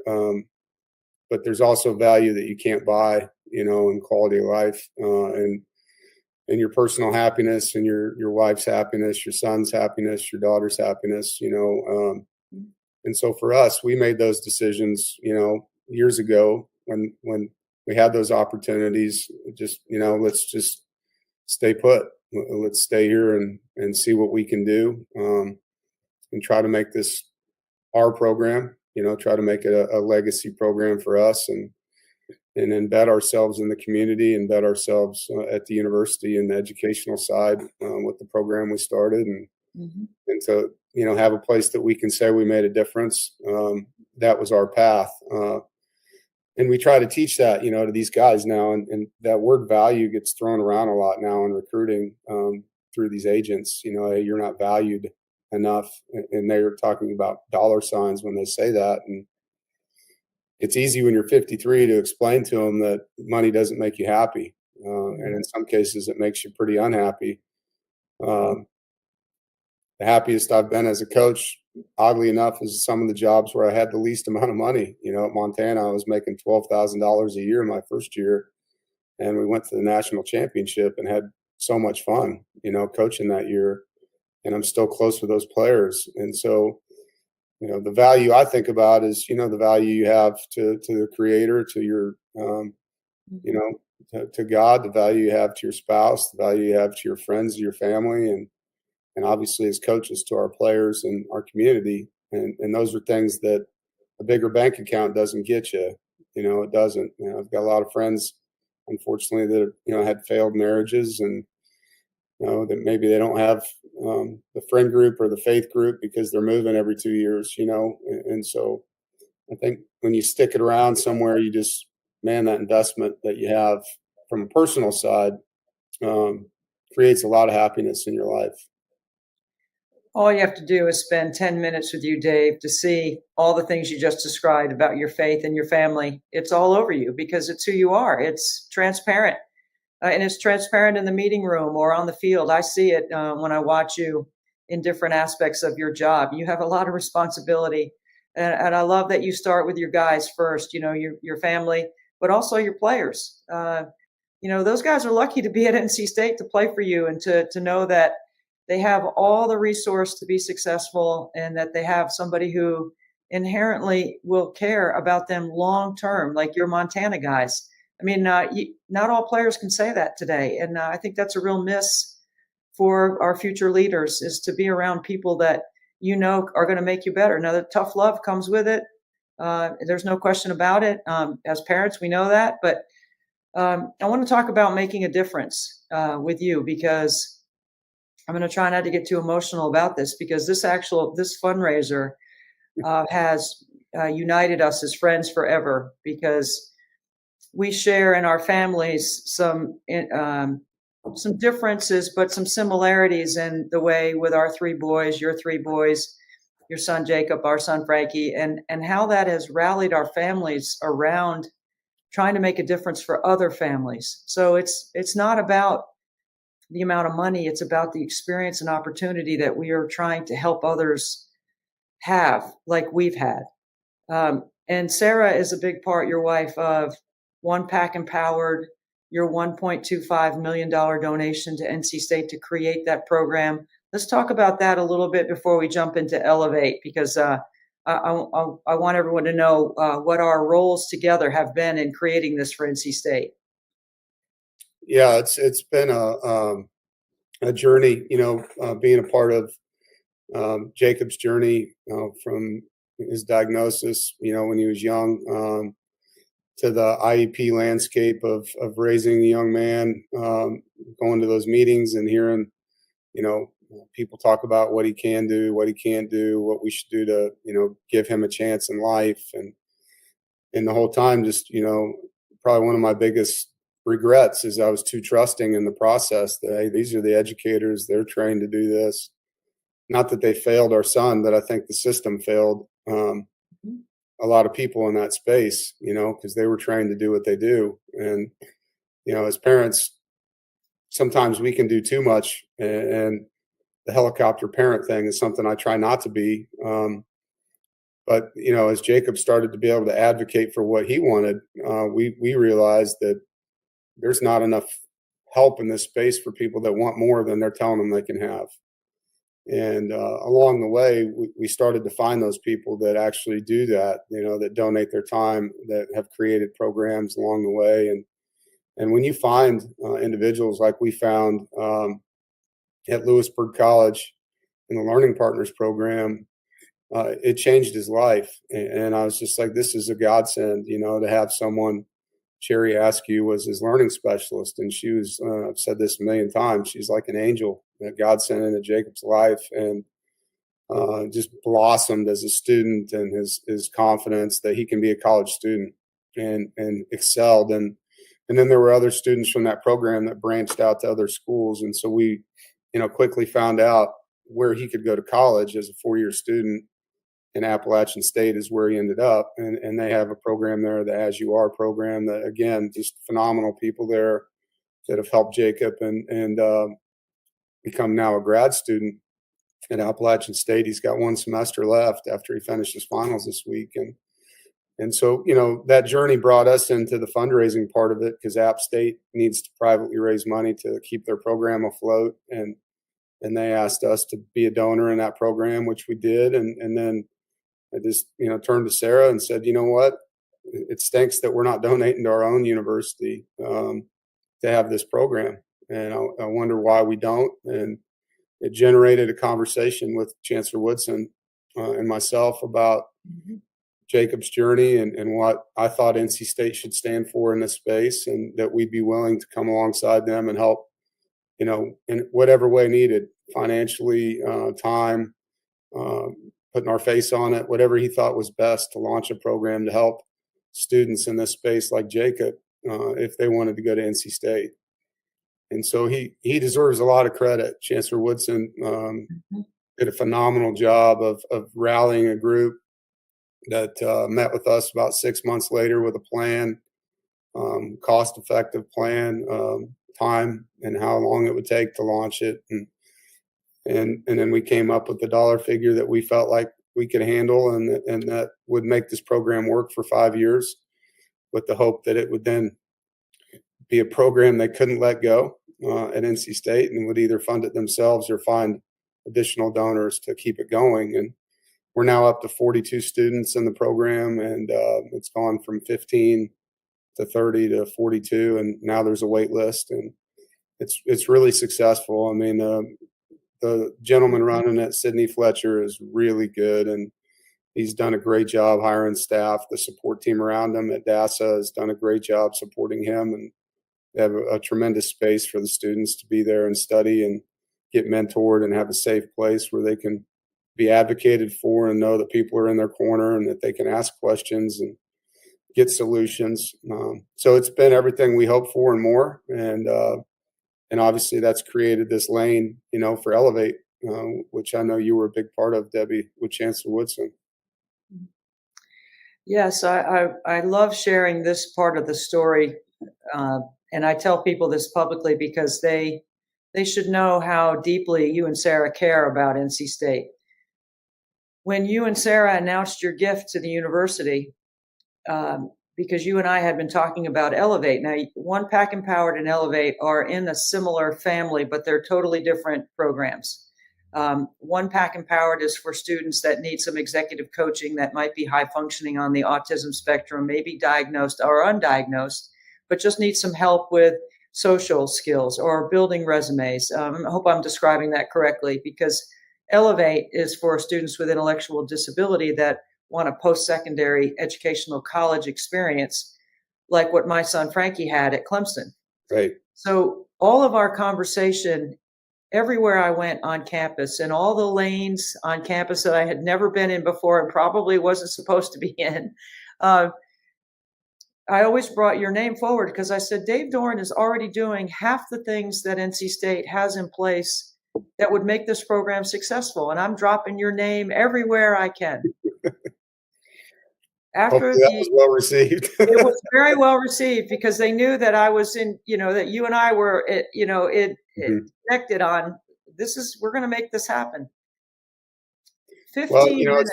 it's the largest university in the state. It's also has the largest alumni network in the state. Yes. And what we found out in our research was there was already 500 plus students at NC State, either on the spectrum or that had learning needs, whether they were social or functioning. And I just knew from experience that those students were having a tough time, you know, because advocating is the biggest thing, you know, just the social piece, the social anxiety, the fear of failure, the unwillingness to speak in front of a group. And knowing how to do that. And then when you have a partner alongside of you that will sit with you and, you know, understands what you're going through, that can then help you learn how to do that and become an advocate, which now Jacob has no problem advocating for himself with professors, going to office hours. He knows when he needs help. He knows how to get help. He knows when to do it. And it's changed his life, you know, because before he would have just hid and not put himself in a position to, hey, I don't understand what you're saying, you know. so yeah, this program is changing lives, and the coolest part about these things when you start them, it's you're helping people obviously, but the information we get back from families who have 8-year-old children who are on the spectrum, and now their sons, because they're state fans, or their daughters, know that they can go to their parents' school, and they grew up, with Mr. and Mrs. Wolf posters on the wall, and they want to go to NC State, and now they know they can. It creates hope in their lives, and that's the thing that, when Jacob was making his decisions to be a college student, there wasn't any hope.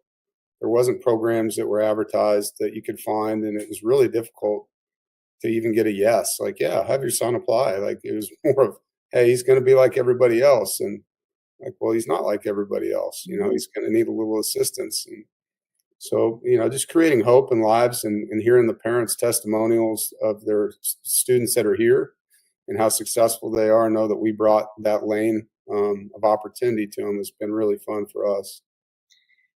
15 minutes after the announcement that NC State put out on you and Sarah's gift to the university, my phone was blowing up that people were texting me, did you know Dave Doeren was going to give over $1 million to NC State? And I was like, what? No, I didn't know that. And then 15 minutes after that, I get a text from you. And it was, Debbie, doesn't change what you and I have talked about for Elevate. This is something Sarah and I wanted to do for families like ours. We're still all in on helping create a program for my son, a program like my son, for families like mine. Right. And I was like, what a first-class move.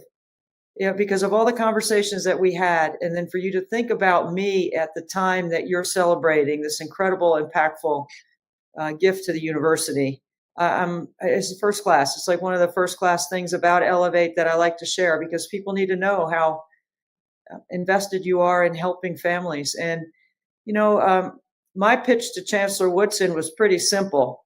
NC State's a land-grant university. The mission is to serve the population of the state. We're not doing it. We have think and do all over campus. We're not doing it. We need to do it. And you're right about him and his leadership, because I think this is a big part of his legacy. One Pack Empowered and Elevate, and forever across the state. We know the ripple effect, like you said, about an 8-year-old. It's going to change the way guidance counselors deliver information to families. It's going to require preparation at the high school and middle school levels that are different than they've had to prepare before. It's going to impact every single state or federal program that is in North Carolina to allow students and families like ours to have that hope and to believe that they can and have that experience. The final exams, as you mentioned, are happening around campus, and the 7 Elevate students that are commuter students just finished their final exams on Friday. And I happened to speak to Dreana, one of the, because they become fast friends, right? I mean, Dreana texts me, and it's a final exam. And, I just was so emotional thinking those kids just finished their first semester of college, and no one ever thought they'd ever be able to go to NC State. But I asked her what was one of the highlights of being in Elevate for the semester. Loves her classes, loves being on campus, and Dave Doeren coming to give us a T-shirt and a pair of shoes. They loved that you showed up in March for that big event to have the grand opening or the celebration of the program. Unfortunately, I couldn't be there for March Madness reasons, but she said that was one of the highlights. They loved it. They can't wait to tailgate, go to football games, move into the dorms in August. It's crazy good. Like, it's just so amazing. Yeah, it was a fun event. We were right in the middle of spring football, so I sprinted from practice. I was still in my coaching gear, but it was nice to be there. And obviously, because of Victory Day and what we do at Gigi's Playhouse, I've gotten to know some of the students that are in the Elevate because they're part of that. A couple of them came up to me asking when Victory Day was again because they want to do it. And so, yeah, it's cool. I mean, they're part of our program here. If you come here on a Friday in season, we'll have several members of Gigi's Playhouse from the community there handing out candy or whatever to the guys leaving the field. And Sam Henning we've hired in our building and dining services, and Anna. And so, it's a day-to-day thing for our student athletes in football, at least. to integrate and be a part of that community with them and make them feel a part of our community. And I think it's as good as it gets when you see those smiles. For me, it's awesome. And we think we're having a bad day, and you turn around and all the things they're dealing with, and they're the happiest group of people you've ever met. They're smiling and laughing, cracking jokes, and I just love it. I mean, I love seeing them, having them around, and their enthusiasm for life is infectious. And so it's great partnering with whoever we can. But for me to show up to something for 5 minutes, knowing that it has an impact like that, is good to hear, because sometimes when you're in your own skin, you don't think like that. You got so many things to do, and the impact. Obviously, when you're in your own skin, and same thing for you. You walk into a room and everybody's excited to see you, and you don't realize that until you get there sometimes. So it's good to hear that I was able to bring some joy over there that day. They were having fun, man. They were eating ice cream, and there was a lot of laughter. People were showing me how cool their shoes were and all that. It's great. Yeah. They're great. They're fun to hang out with. I swear, people just don't know. It's really pretty simple. It's not that hard. Giving your football team an opportunity to experience what just that giving heart, like just a few minutes, just to walk past them and to know that, giving is a skill. You have no idea how it's going to impact your guys moving forward. And we always think as parents, it's always about our kids. It's really not always about our kids. It's about everyone else, and their experience and how they consume and how they see the world. When you see the world through our eyes as parents with kids with special abilities versus, all kids have special abilities to me. I mean, you are focused. I will say that because I did come to practice and you were in the middle of the field and I had something to give you. It was an award that you and Sarah had received from the National Down Syndrome Congress. And this is how you are, Dave. This is how we are. I mean, I don't know if I could ever do this anywhere else. I literally ran out on the field while you were in the middle of practice, showed you the award, and talked to you for a minute, and then sprinted back off. But I don't know if there's anywhere else in the world I'd be able to do that and get away with it. It was really, I was like, yeah, just run out there and see Dave in the middle of practice, show him this award, and I'm so grateful for your time today. I'm grateful for how you represent. I'm grateful for what you've done in the special needs community. I'm so overwhelmed for NC State. It's such an important thing for our university. Well, I appreciate it. And I'm just glad, that both of us are able to help this community in our ways and create hope and show service. I think it's such a great thing for all people to understand the value and giving things back to the community that you call home, and helping those in the community have a better chance for success, and to know that there's people there helping them. I think there's so much obstacle and there's so many no's. There's so many people labeling and telling people what they can't do, and to have people out there like us and others that are helping in these causes saying that's not true. You can do anything you want, and here's how we're going to get you there, and these are the things you have to do. It takes hard work, it takes belief, it takes faith, and it takes good people. And so I love what we're doing in this space, and look forward to seeing both these programs thrive. And for those people listening, and get involved, help us in any way you can, whether it's with time or with donation, and obviously with prayer. I love having this conversation with you. And next time we're together, we're going to discuss 3rd and long, whether to go for it or not, and when we're going to blitz. 3rd and short, maybe. Yeah. 3rd and short, better conversation. Yes. Thank you, Coach Doeren. Right. I really love that you would give us this time, especially on your busy schedule. Blessings to you and your family, and we'll look forward to seeing you. Year 7, we're over 1 million. We're going for the 2nd million. Just going to keep shooting. Thanks for all you do, Debbie. It's great seeing you, and go Pack.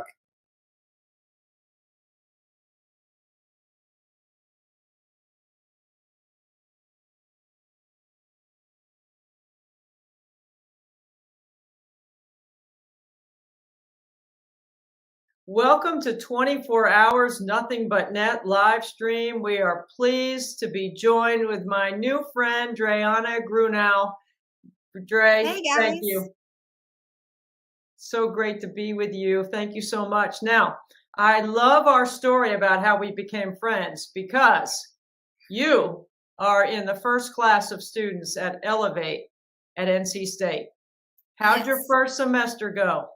Really good, actually. I actually done my first exam today. Final exams for your first semester. I mean, Yeah. you are part of the way through your college degree at Elevate. Yes. Mm-hmm. Tell everybody how you describe Elevate to people. It's for a program for kids who has Down syndrome or autism. Right, and they go to college. Yes. So I'm looking forward to you meeting my son, Frankie, because Frankie is a graduate of the Clemson Life program, and LIFE is an acronym, which means learning is for everyone. And that's what NC State has done. They've created a program where you can be a college student. So tell me how your final exam went today. Did you ace it? Yes. What was the final exam on? For communication. Okay. Like, what were some of the questions that you remember from the final exam? Like they do so it's like each chapter. So today's like chapter 1 through chapter 13. So they do different questions. Because each chapter is like a questions for the test that I taken. So one of them is like a video. One of them is like a simple questions for multiple choices. So it's like that. I love it. So I'm sure you did ace it. I know how smart you are. So I know you did a good job on it. I can tell you that I am so happy to see your smiling face. It makes me makes my heart sing, knowing that you have a chance to go to college and have a full college experience like other students. When you think about your chance to go to NC State, how does that make you feel? Feel happy. Yeah, and tell me why you're so happy.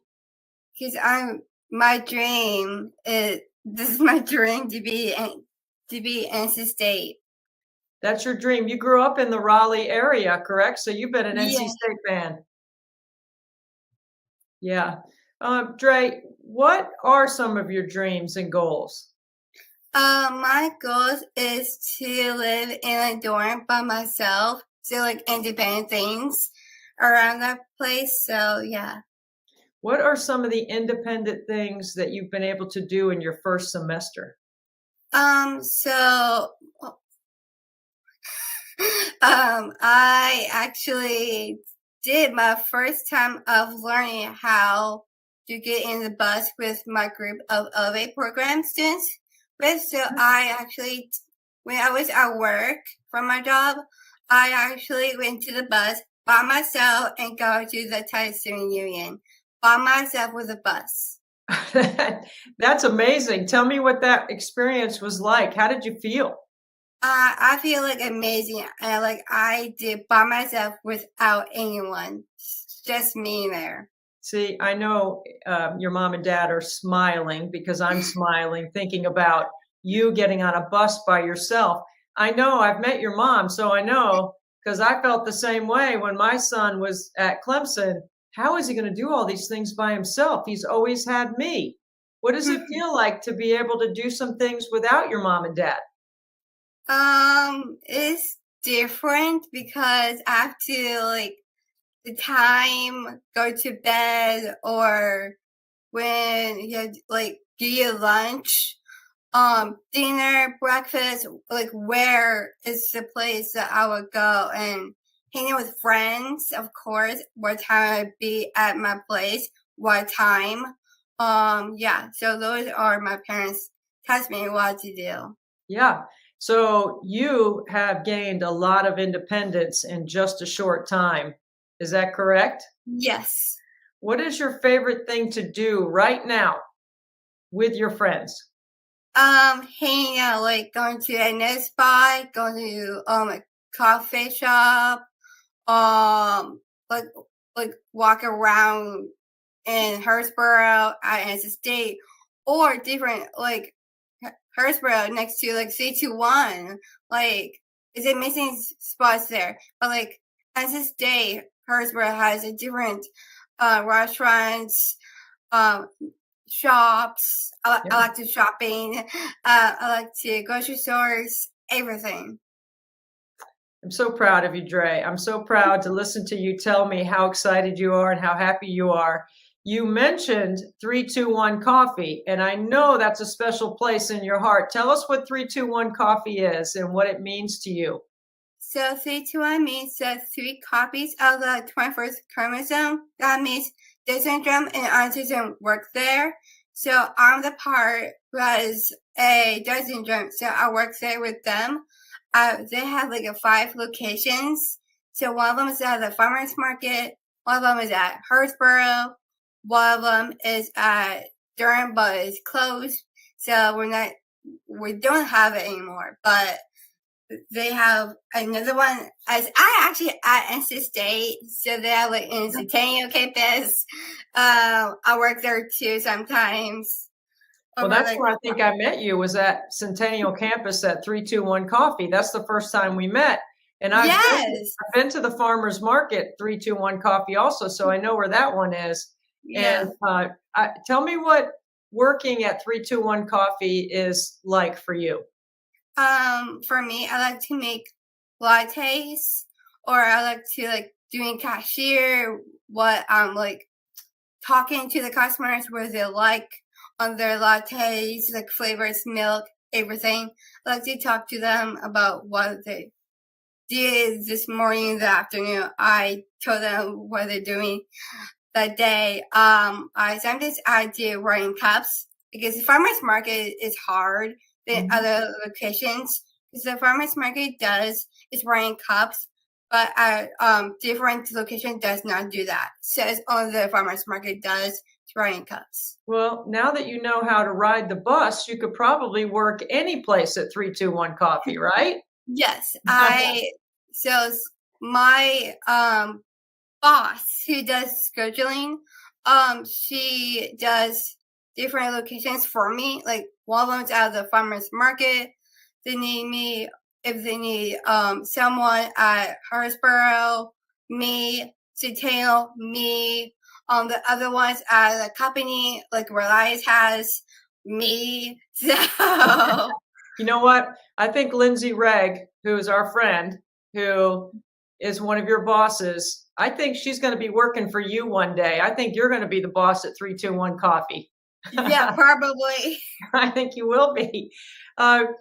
So working, going to school is what all college students do, right? They have a job, they study, they have a chance to do what college kids get to do. Mm-hmm. You've been able to experience a lot of fun things in your first year. What is some of the things that you've experienced in your first semester that you've really liked? For classes, you mean? Yeah, sure. So for mine, it's like communication, because that communication connects to business, because I'm the manager of business. So I want to do that. Next semester, I'm taking business. So that's continue my major of business and taking that business into a manager site. That's amazing. Just that whole conversation just makes me smile. I'm so proud of you. I know you're making good grades. Now, let's talk about moving into the dorms in the fall, because you are going to be living in the dorms on campus starting in August when the next semester starts. What are you excited about? I'm so excited of like living by myself actually, but I need to find out who my roommate is, or I need to find out who's my roommates, because my sister did the same thing. So I want to do the same thing. Did your sister go to NC State? No, UNC. Oh, how do you do that at home? How do you do NC State and the Tar Heels? So someone gave us a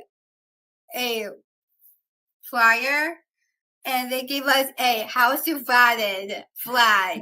So they gave us one was at NC State, like the bottom of it, and then UNC is on top of it. So I have a flag like that at my house that I'll show you when you come for 24 hours nothing but net. But it has Clemson on one half and South Carolina on the other half because we have a house divided too. Oh my God, that's so cute. Yeah, it's really fun. What are you excited about living independently? What, you know, your mom and dad have helped you to this point, and now you're sort of spreading your wings, right? You're learning new things, you're meeting new people, and you're doing all of this without your mom and dad right next to you. That's got to be pretty exciting too. Not that you don't want to hang out with them. Of course, you'd love to hang out with them because I've hung out with your mom. She's pretty cool. Right? Yeah, she's pretty cool sometimes. That's what all kids say about their moms. If you ask my 3 boys if they think I'm cool, they're not even going to give you a sometimes. They're going to be like, no way. But you'd hang out with me, right? Yes, I will hang out with you too. Yeah, I know you will. Like, all right, so what do you... Yeah. Your mom will hang out with me too, won't she? Yes. Yes, she will be. Yes. So what are you excited about living in the dorms, separate from your parents? Like if I move in August, it would be like so sad that I'm leaving my parents. But at the same time, I'm happy to by myself living in dorm, and it's an amazing thing ever. And this is actually dream come true for me. I know it is. And it's a dream come true for me too, to watch you have this experience, especially watching you have this experience with your mom and dad. Okay. So you got school, you got work, and then you have social life. And in college, social life is much different when you live on campus than when you live at home, isn't it? Yes. We're going to find out, aren't we? Yes. What are you looking forward to about social life? Watching games like basketball, football, like every sport that I watch with my dad, I watch them. And I want to be in person to watch at NC State. Like basketball, I went to with my grandparents, and I watched the women's. I went to the softball. I went to a softball game with my parents. Because the reason is I went to the softball game is that my friend plays for ECU, so I watched her play. So, yeah. So are you going to tailgate at football games in the fall? Probably. I promise I will go. Can I tailgate with you? Yes. Okay, I definitely want to do that. Now, I heard that Dave Doran came to see you guys, the football coach at NC State. Did he come see you? Yes. What happened? He gave us our T-shirts like this. That one? One that you're wearing? Yeah. So cool. And then he gave us a shoes too. No way. Yes. That is awesome. So Dave Doran's a good friend of mine, and he loves the Elevate program, and his wife, Sarah, she loves it too. Have you had a chance to meet Sarah? Yes, actually, the first time I met her is at the farmer's market. I didn't know her then, but I saw her mom. But she told me that someone got in at Elevate, but it's me, and I told her that it's me. So cool. Yes, I just met Sarah then. So, you should be really proud of yourself. You have done a lot of wonderful things in a short time. How does it make you feel? Do you feel strong and powerful? Do you feel confident? I know you're happy. Yeah, I'm very happy. How else do you feel, Dre? Passionate. Yeah, you're passionate. All right. I'm passionate for you, and I'm proud of you, and I'm proud of all the students at Elevate. And I look forward to seeing you live in my driveway coming up on May 10 and 11. We're raising money for Special Olympics, and you're going to help us raise some money, right? Yes. I know you are. We're going to need your passion and your positive attitude to try to get people to give some money to Special Olympics. Yes, for sure. Right. Well, thank you for spending some time with us in NC State. I can tell you as a proud alum of the university that I am really proud of NC State doing the right thing by putting this program together so that you and your friends and your families can have the same experience that our family had at Clemson. Oh, thank you. And Debbie, thank you for sharing of this Elevate program and talking about this. Thank you. Thank you, Dre. I'll see you soon. See ya.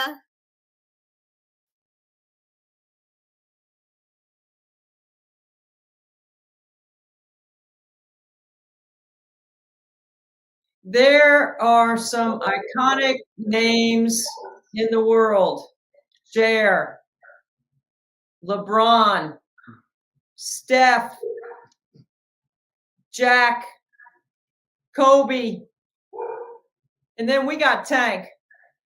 He only needs one name, Tank. That's our guy from Special Olympics in Texas, Tank, who has been one of our biggest celebrities on 24 Hours Nothing But Net. How you doing, bud? I'm good, enjoying this beautiful weather and just getting ready to get my workout in. Tank, I think I get a text from you probably 3 or 4 times a week, showing me your workouts, sending me videos of you playing basketball, how hard you're working to stay healthy. Tell me why you enjoy working out so much. Because I want to live longer and I want to live a healthy life and inspire you and everybody around the world that, you know, with people with any type of disability that wants to work out and inspire them to, you know, just keep yourself in shape and, you know, just live longer and live a healthy life. And, you know, that's what I've been doing and I'm going to keep doing as long as I'm alive. Tank, Special Olympics has always played an important role in your life. And every time we have you on our live stream, you always share with us why. Tell us why it's so important for all the things that you just said through sport to stay healthy.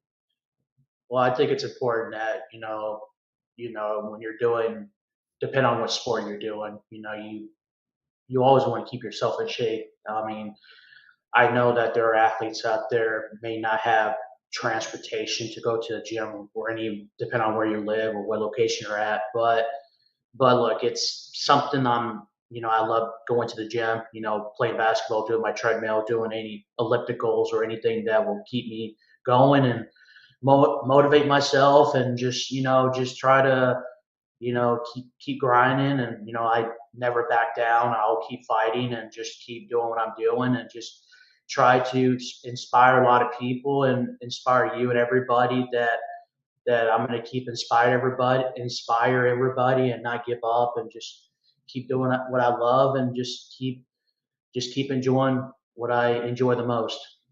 That's one thing that I do you because you never do give up. You're always trying to do something more or better. That's one of the things that I really enjoy about you. No matter what level you are as an athlete, you can always do a little bit more. You can do one more rep, or you can spend a little bit more time in the gym, or you can give 2 more minutes on the treadmill, right? Those are things, that's where your mindset is. That's the mindset of a competitive athlete. Don't you think? Yeah, I think for me, Debbie, is that, and I know I said this to you before, but I'll say it again. Look, I'm very competitive. I want to win gold every time. Now, sometimes I'm not going to get gold. I mean, but at the end of the day, I just want to, you know, work out hard, just get myself ready and, you know, just try to keep myself. I mean, I will always give my 100% effort every tournament I play. And I know that some of these athletes, I mean, I want everyone to, you know, be aggressive like me, just staying active and just try to, but, you know, sometimes athletes, you know, I believe all athletes do have that killer instincts in them that will like to win. But, you know, but for me, you know, I just, you know, I want to compete, you know, I want to just try to win and just do what I can. And look, I mean, win or lose, look, we're all winners regardless. I mean, at the end of the day, you know, I will give my best effort every tournament I play. Of course, you know, I have the Special Olympics soccer tournament this coming weekend I got to prepare for, and, you know, being a goalie as well. And, you know, just looking forward to this weekend. But I'll give everything I got. And, you know, but after the tournament's done, I'll be right back at the gym, try to get better.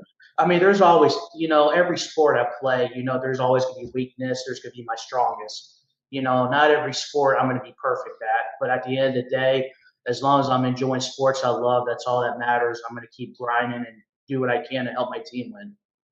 Tank, I think there are people out there that don't understand how hard Special Olympic athletes work to prepare. Like, you are spending a good portion of your day getting ready, but also they don't understand that sometimes things don't go your way. You might not get exactly what you want, but it doesn't keep you from trying harder. What's the lessons that you have learned through obstacles or challenges or even failure?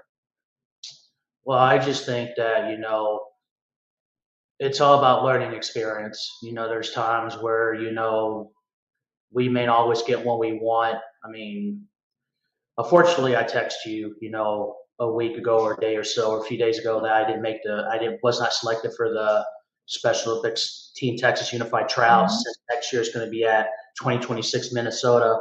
Unfortunately, I was not selected. It was a disappointment for me, but I think it's going to motivate me. I think, of course, I have to wait for another 4 years for that, but I just think that, there's nothing I can do, but the only thing I can do for you and everybody I love is that I'm going to keep going to gym and inspire you and everybody that, there's a lot of opportunities out there for me. And I think there's always hope, there's always goodness in this that I will, get ready for next time. And, but at the end of the day, there's always learning experience, no matter what place you come in, there's always improvement that we can do. I mean, I know for me, I'm always, I try to, for me personally, there's sport. I mean, all sports I do, I do take it seriously, but at the end of the day, it's all about enjoying the competition and being around with your athletes and do your best, regardless who wins and who comes in first or second or third any place. But for me, just try to enjoy every moment of it. And, there's going to be some ups and downs in competition, but I just think at the end of the day, you want to give it all you got, and regardless what happens, win or lose, we're all winners again, and we'll learn from it and get better for the next time. Well, we all have setbacks. Everyone has setbacks. Not everything goes our way all the time, but it's your attitude and your work ethic that can bring you out of it. You always seem to have a good attitude, Tank. I know there's times where you text me where something didn't go your way, but you always come back with a positive attitude about what you're going to do to be better. I just love that. That's why we're friends, because that's the way you inspire me. I inspire you. That's why we text all the time. When you have an opportunity in front of you, how do you keep that competitive mindset and that attitude in the right spot? I just think that going to gym and staying motivated and get prepared for any sport that I'll be playing, and just try to take it one day at a time and just see what happens going forward. And, just trying to keep myself healthy and just try to do my best to not only to support everybody and, inspire a lot of people that, just try to make people happy. And look, it's, and one thing I always tell myself, don't take life for granted. I mean, there's a lot of opportunities out there for you, and, just do what you can and do what makes you happy, and don't let anything stop you for doing something you love.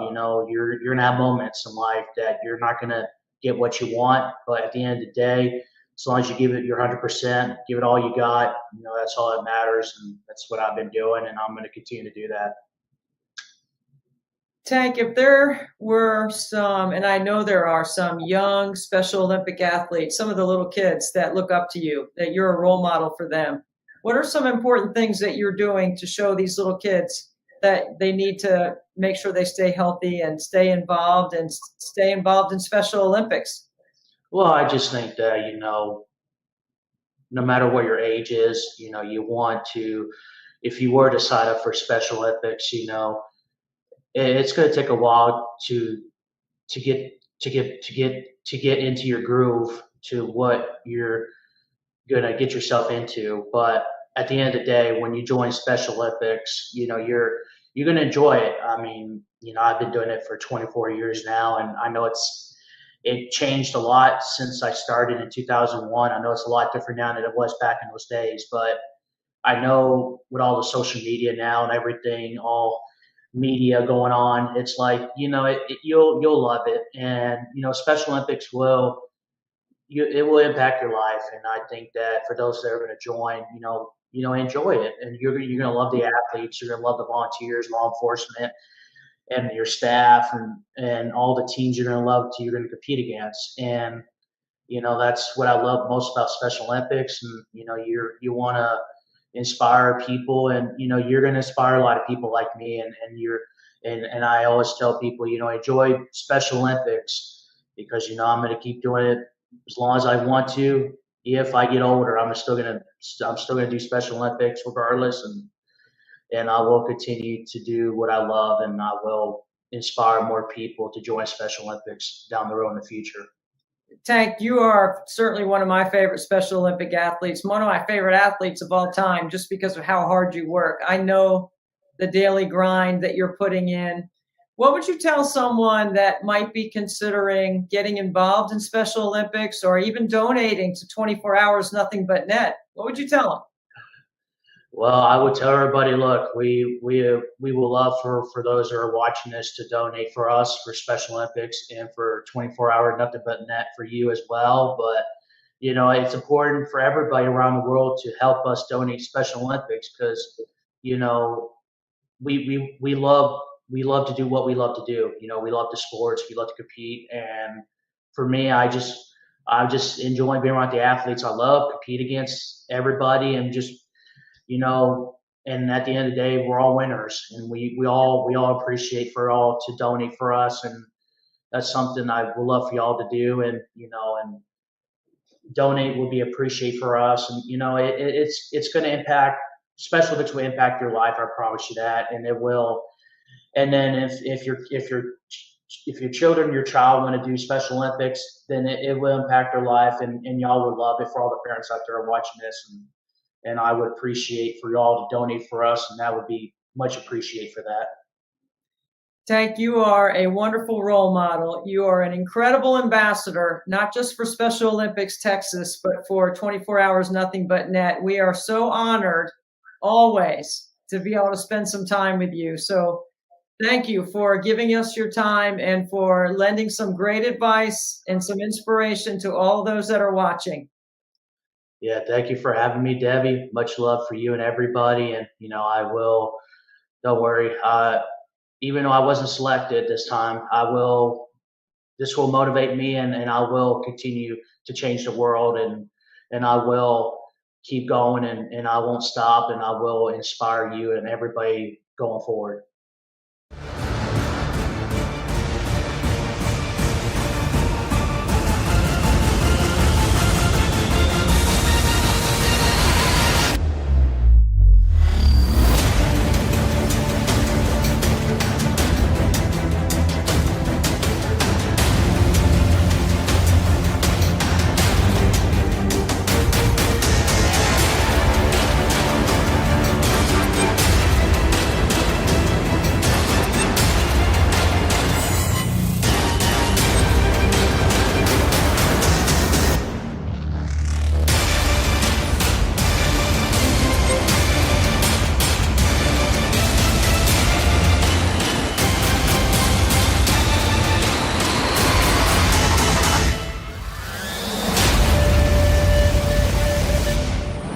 Join our program in women's basketball, as we are supporting one of the largest organizations in the world, Special Olympics of North Carolina, raise money so they can continue to support a great cause. Our program in women's basketball are going to shoot free throws on the hour for 24 hours. Please go to the link and register and donate and support Special Olympics of North Carolina. Go Mountaineers, take the stairs.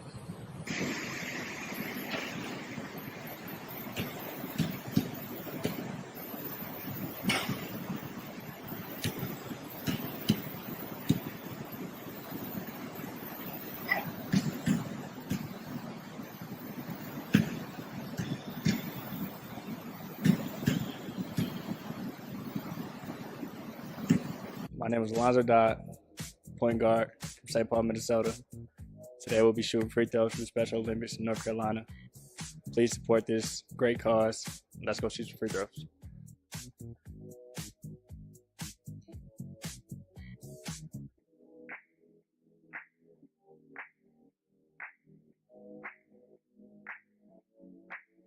Hello, my name is TJ Huntley. I'm a forward here at App State. I'm from Huntersville, North Carolina. Today I'll be shooting some free throws for the Special Olympics in NC.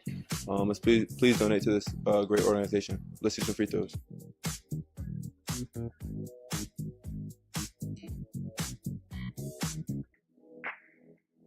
Hey, I'm Miles Tate, point guard from Spartanburg, South Carolina. And today I'll be shooting free throws to support the Special Olympics. Please consider donating to this great cause and take the stairs. Go Mountaineers. Now let's go shoot some free throws.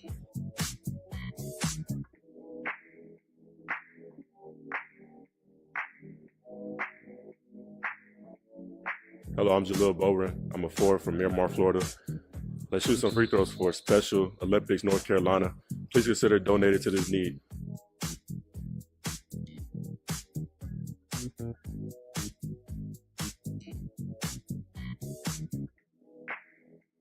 I'm Jackson Threadgill. I'm a guard from Concord, North Carolina. Today we're shooting free throws for Special Olympics North Carolina. We'd ask that you please consider donating to this cause. Now let's shoot some free throws.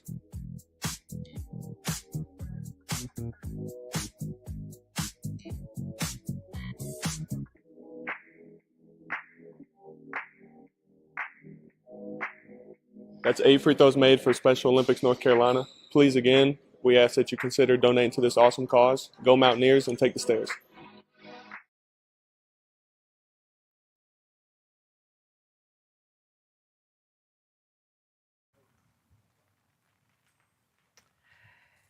Well, we've got a little bit of rain, and it's not dampening our spirits at all.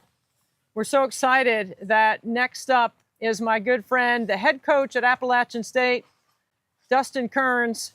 You just saw Dustin and his team supporting Special Olympics by making some free throws and making a donation that went to North Carolina Special Olympics that was just under $3,000, but we count it under the umbrella of 24 Hours Nothing But Net. So we're trying to encourage other states, other teams to get involved and to make some free throws, which Dustin had a pretty good stroke, I have to admit. I know he was a shooter back in the day. So I'm so pleased to be joined by Dusty. Hey, man, how'd graduation go, bud? Debbie, it was great. It's great to be a part of this. I just literally watched some of those, the guys that we just watched graduate.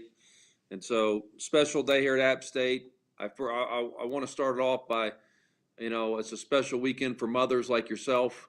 My mother, Gail Kearns, my mother-in-law, Judy Redmond, and many mothers. It's a great weekend to celebrate Mother's Day and also be a great cause here at 24 Hours Nothing But Net. Dustin, I've known you for a while, since you were with Coach Young at Wofford, and I've watched you ascend through the coaching ranks. Obviously, you have a great program, and you just mentioned to lead with both your mother and your mother-in-law. Tell us a little bit about how you and I got connected through Special Olympics and why you wanted to be a part of this event. Yeah, my mother-in-law, Judy Redmond, 41 years as a special ed teacher in Lexington Districts 1 and 4, right outside Columbia. So an amazing accomplishment, an amazing dedication of service that she did for 41 years. And so, certainly I know her and, many others are so happy to be a part of more calls. We are trying to do our very best to create opportunities for all athletes to have a chance to compete. And I know it comes from the heart for you. You understand what that means. You've lived it and you care about this. But to get your guys involved, I think giving is a skill. How did you get your guys to want to be involved with this? And you also included the women's basketball program at Appalachian State as well. So you took the lead on this in a big way. Yeah, I'm really proud of the character of the players we have. So they were excited to be a part of this. They were excited to help raise money and help raise awareness for Special Olympics. And so it was very, very easy because of the character of guys in our program. And just 30 minutes ago, there's 6 graduations at App State. Ironically, I just watched part of the education, and there were special ed teachers that just graduated. And so continue to have many people that obviously want to help and dedicate their lives to help others. Well, those teachers that are graduating that will be looking for jobs, send them down here, because we need some good people in the state of South Carolina working in special education. And it's definitely a calling. It's a devotion. It takes more than just getting an education. You have to have an understanding for it. And the state of North Carolina has done an excellent job in providing opportunities around the state for students with intellectual disability to be able to have that full college experience. You have a program at Appalachian State that does allow students to participate. Tell me if you've done something with them and how you've been involved on your own campus in helping promote that program and helping those young students that are at Appalachian State. Yeah, certainly we want to be engaged. We want to be engaged on campus and with students, and certainly the education department is certainly part of. There's even a coaching minor there, but certainly certainly the engagement that we have on campus with students and students with special needs is certainly something that we aspire to do every single year. So, Dustin, I have used you and your name and your program as a pilot for trying to get others to get involved, to do something similar that you did. If there was another coach out there watching or somebody that was listening, what would you say to another coach or one of your peers about how easy it was to do what you did in support of Special Olympics and why to get involved? Well, at the end of the day, this is what we all signed up for in coaching, is to be mentors, to try to help other people. Coaching at the end of the day is a servant leadership. It's a servant mentality. And so to try to help other people, it also gives great perspective to our players. I think that, our players, our student athletes at the collegiate level always need good perspective and reminders of just how, fortunate they are to play the game that they love at a high level. And so being a part of this gave them great perspective. It also makes them feel good about themselves to help raise money and be a part of a good cause. And so I encourage more and more coaches, to get involved. And I know that it'll have an impact on your program like it has ours.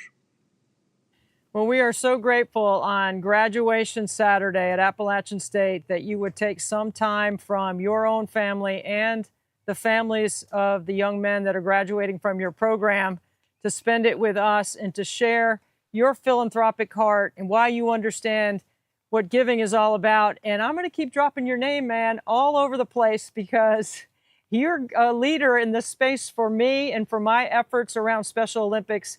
And I need your help, and you jumped right in. And actually, to be honest, guys, Dustin reached out to me because of his mother-in-law and because of his experience around special education. He wanted to get involved, and he wanted his players to have an experience helping others, because I do believe giving is a skill, and you are teaching that to your young men, and you're helping us share the good word around the country. So thank you so much for your time. Thank you for your philanthropic effort.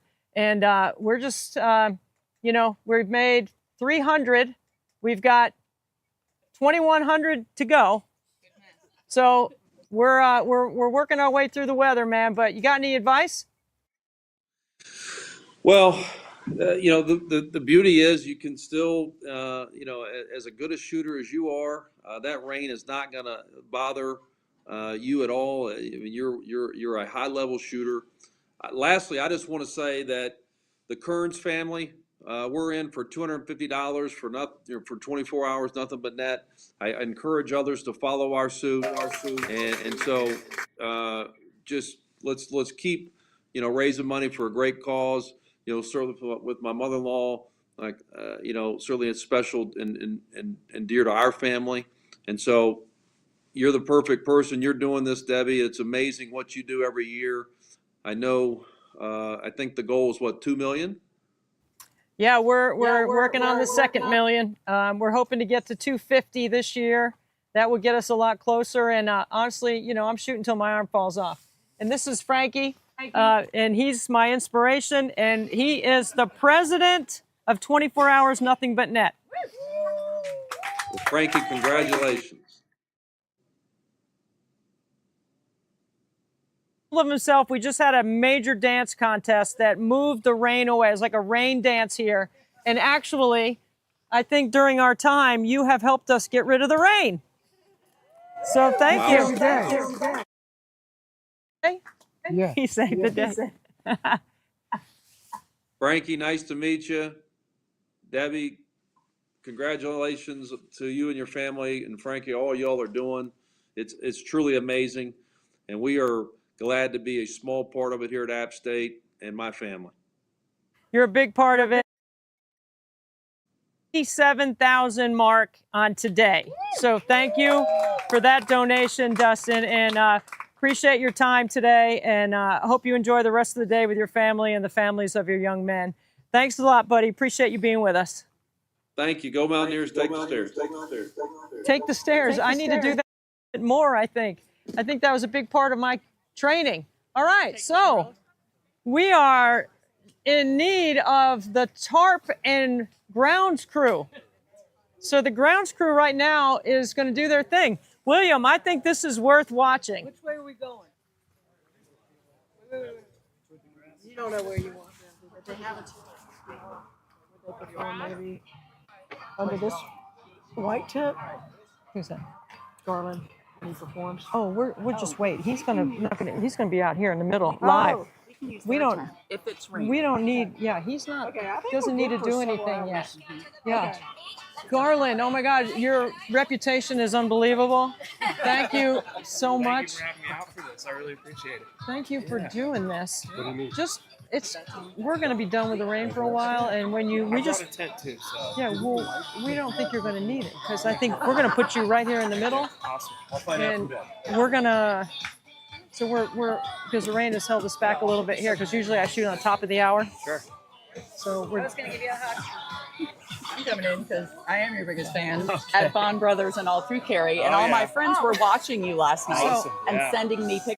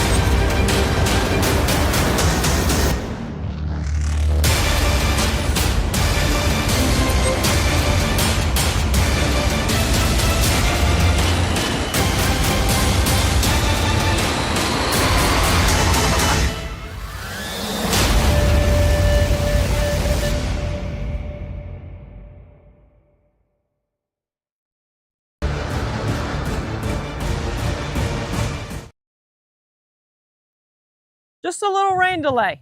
Now it is moved off. We had a little rain dance over here, and I think it really helped push the rain away. So we're a little behind schedule, but we're going to get back on schedule now. 3:40. So these are the 3 o'clock shots that are coming up. Okay? Sandy, you ready? You can start it. Okay, 3 o'clock shots. Hold on a second. Okay, that was back. It's back. Hold on. Let's see. Sandy's had a little trouble on the button today, but she's... Who ever needed Denise before? Poor Denise, she's not here, my sister. She's always here. She's not able to be here. Yeah, I'm ready. Okay.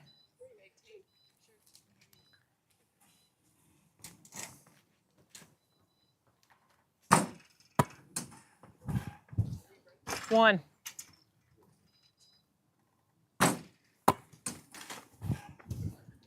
Two.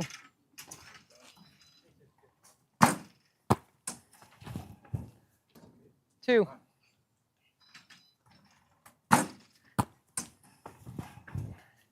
Three.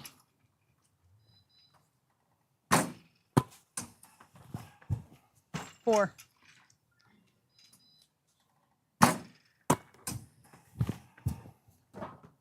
Five.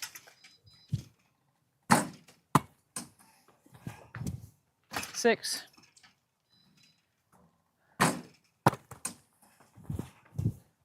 Seven.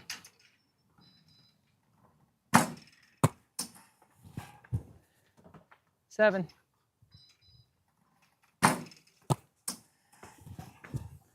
Eight.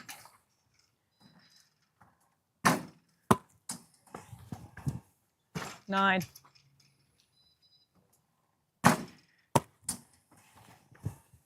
10.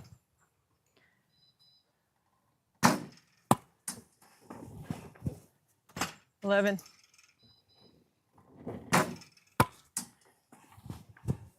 12.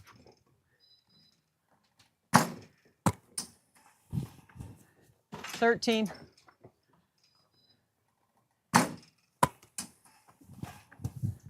14.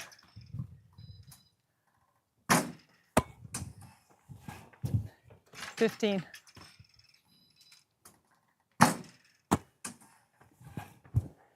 16.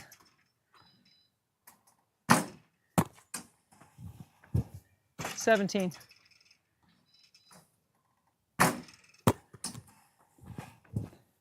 18.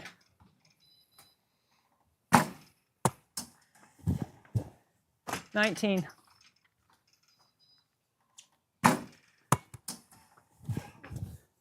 19.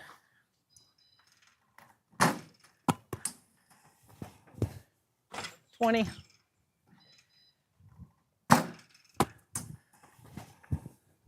21.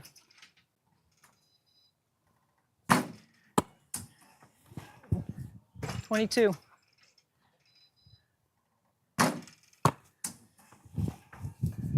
23.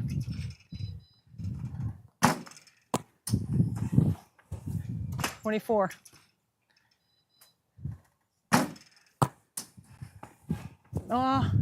25.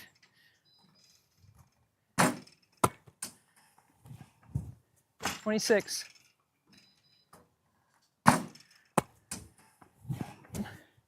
27.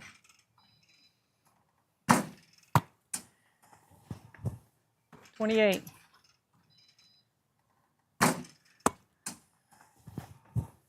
29.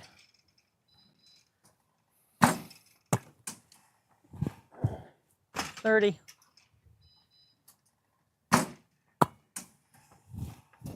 31.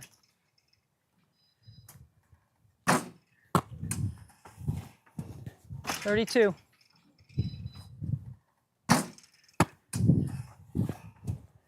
33.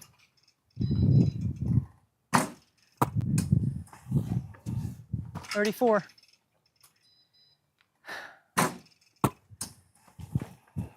35. 36.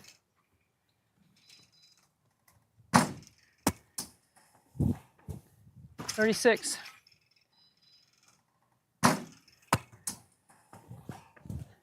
37.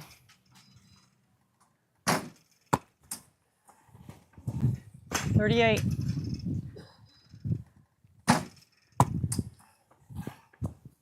39.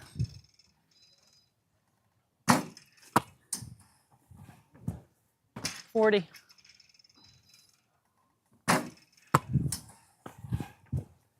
41.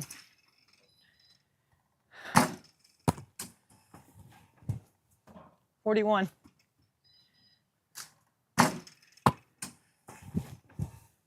42.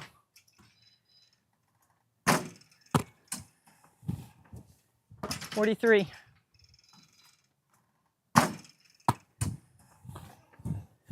44.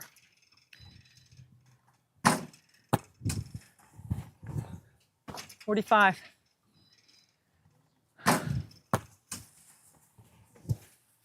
45.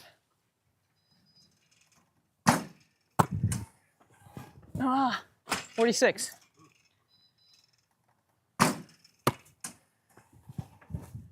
47.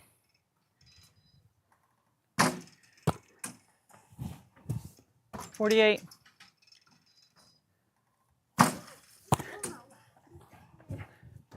49.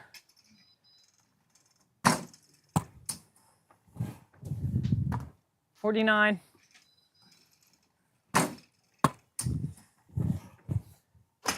50.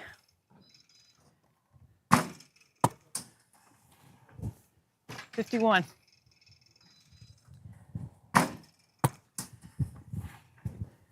52.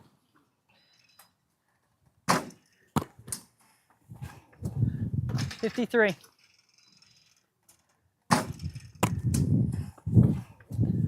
54.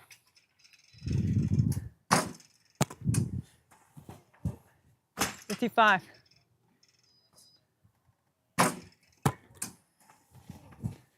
56.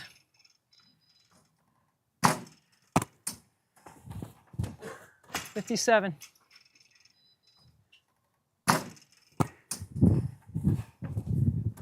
57. 58.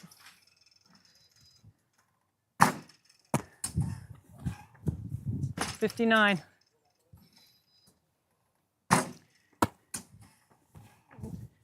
60.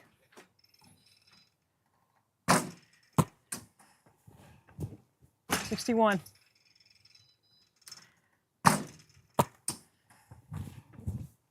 62.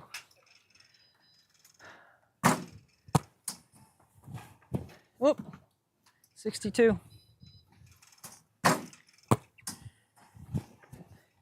63.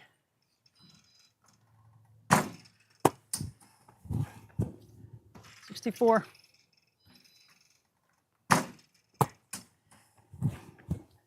65.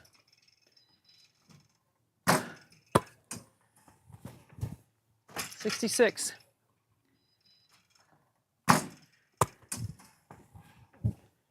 67.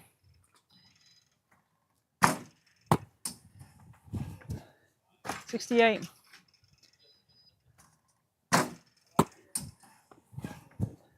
69. No, I knew it.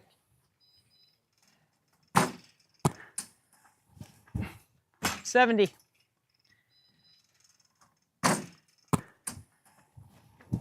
71.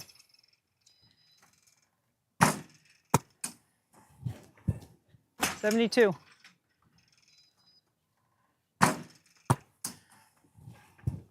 73.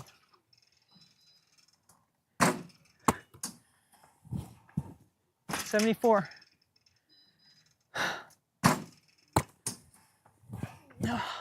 75.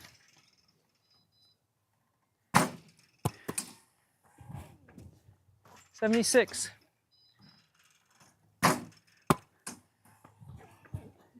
77.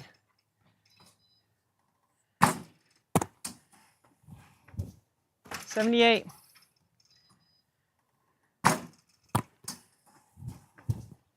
79.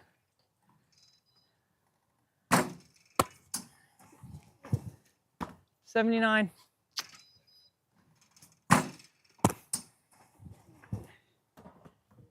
80.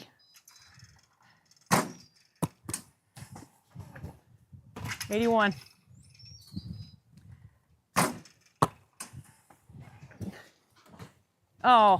81.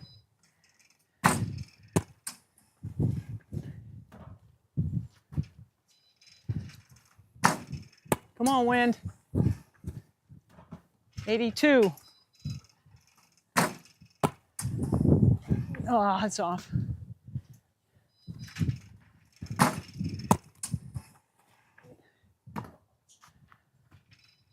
82. 83. 84.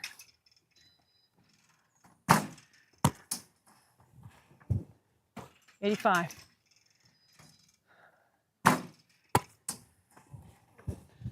86.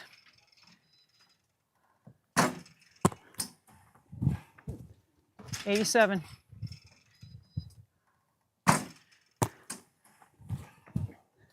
88.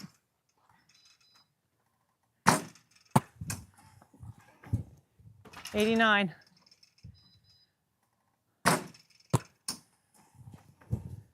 90.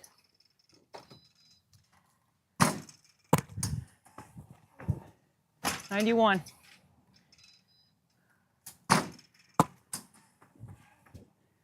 92.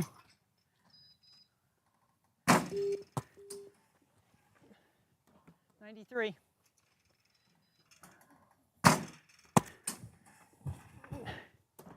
94.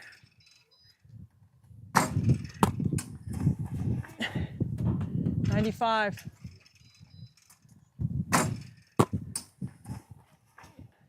96.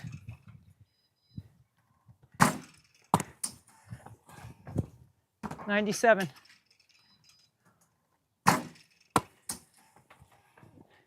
98.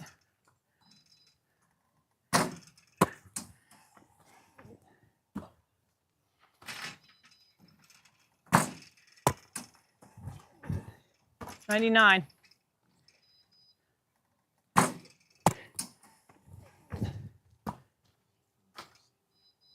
'Long.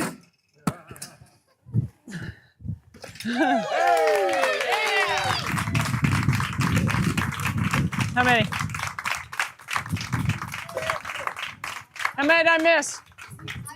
I missed 16? Wait a second, y'all. Come on now.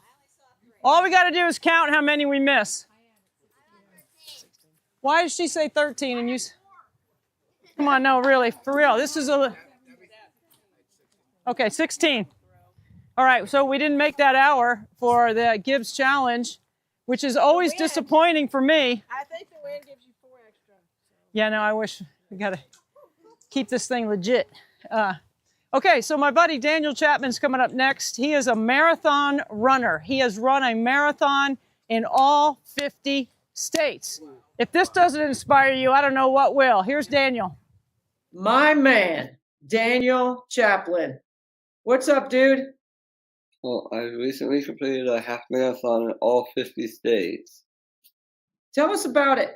And I'm about to be inducted into the Guinness Book of World Records. Keep going. Last year, in October, I ran this Moe Cowbell half marathon with a bunch of my friends from across the country, and the organization has been so supportive of me. You ran a marathon in all 50 states. Yes. What was the first state that you ran a marathon in? Alabama. And how old were you? Well, it was a 12-year journey. I can't remember my age exactly. 12-year journey. And then when did you run your last marathon? 2024. And where was that? St. Charles, Missouri. And how old are you now? 34 years old. Daniel, you are exactly who we're looking for on our live stream for 24 hours, nothing but net, to promote Special Olympics. Bud, I'm so proud of you. That's amazing. Thank you. How hard is it to run a marathon? Not easy. Tell me about your training. Well, I train 3 days a week, Tuesday, Thursday, and Saturday. Saturdays being my long one, Tuesdays and Thursdays being my short ones. When you say short run, how far?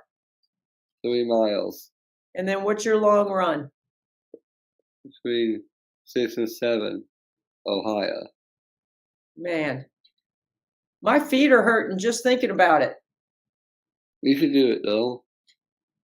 Yes, tell people how they should get involved in Special Olympics. Everyone can get involved. Everyone can be an athlete. Anyone who wants to be a part of something has a chance to be a part of something that is really important to them.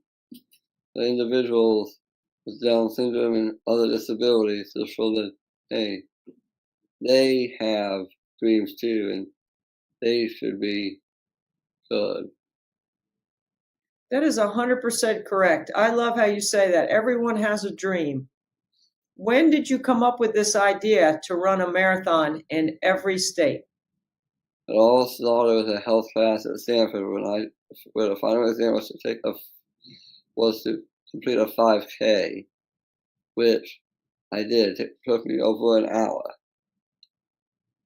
And this was when you were a student at Samford? Yes. That's a college. Yes. You went to college. Yes, I took a few courses. How was it? It was really informative, and I learned a lot of stuff that I hadn't learned before.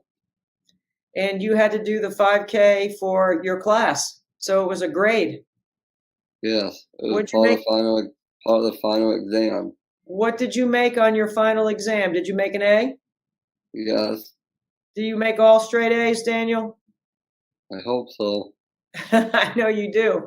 Tell me what you're doing with your everyday life. What's your day-to-day like? When you wake up in the morning, what do you do? What do you do in the afternoon? Well, I work 30 hours a week at a law firm. I'm in my 14th Where do year you work? You work 30 hours a week where? at the Wiggins Childs Law Firm. Okay, a law firm. Yes, Monday through Friday, 11 to 5. What do you do at the law firm? I'm the mailman. I pick up and deliver the mail. I scan and make copies, and I pick up and put away the dishes. Do you live at home? I live at home, yes. Okay. How do you get to work? My parents, All right. How's that going? great. Yep. And then what do you do for lunch? I bring lunch in from home. So you got a full day, man. You got a lot of activity around your day to day. Yes, I do. When do you get your workouts in? On Tuesdays and Thursdays and Saturdays. Are they in the afternoon after you're done working, or are they in the morning? Sometimes, mostly in the mornings. So you get up early? Yes, I can. But That's that was the interesting part in my early years. The very first half marathon I did was the Talladega half marathon. It took me more than 4 hours to complete, and I ended up sleeping for more than 18 hours. Yeah, you're going to need a lot of rest after that. Well, I feel the same way. My marathon is free throw shooting. And when I'm done shooting free throws, I'm pretty tired. You got to stay healthy. How do you stay healthy? What do you do to stay healthy? I exercise. And then what do you eat? Breakfast. Okay. What do you have for breakfast? Cereals.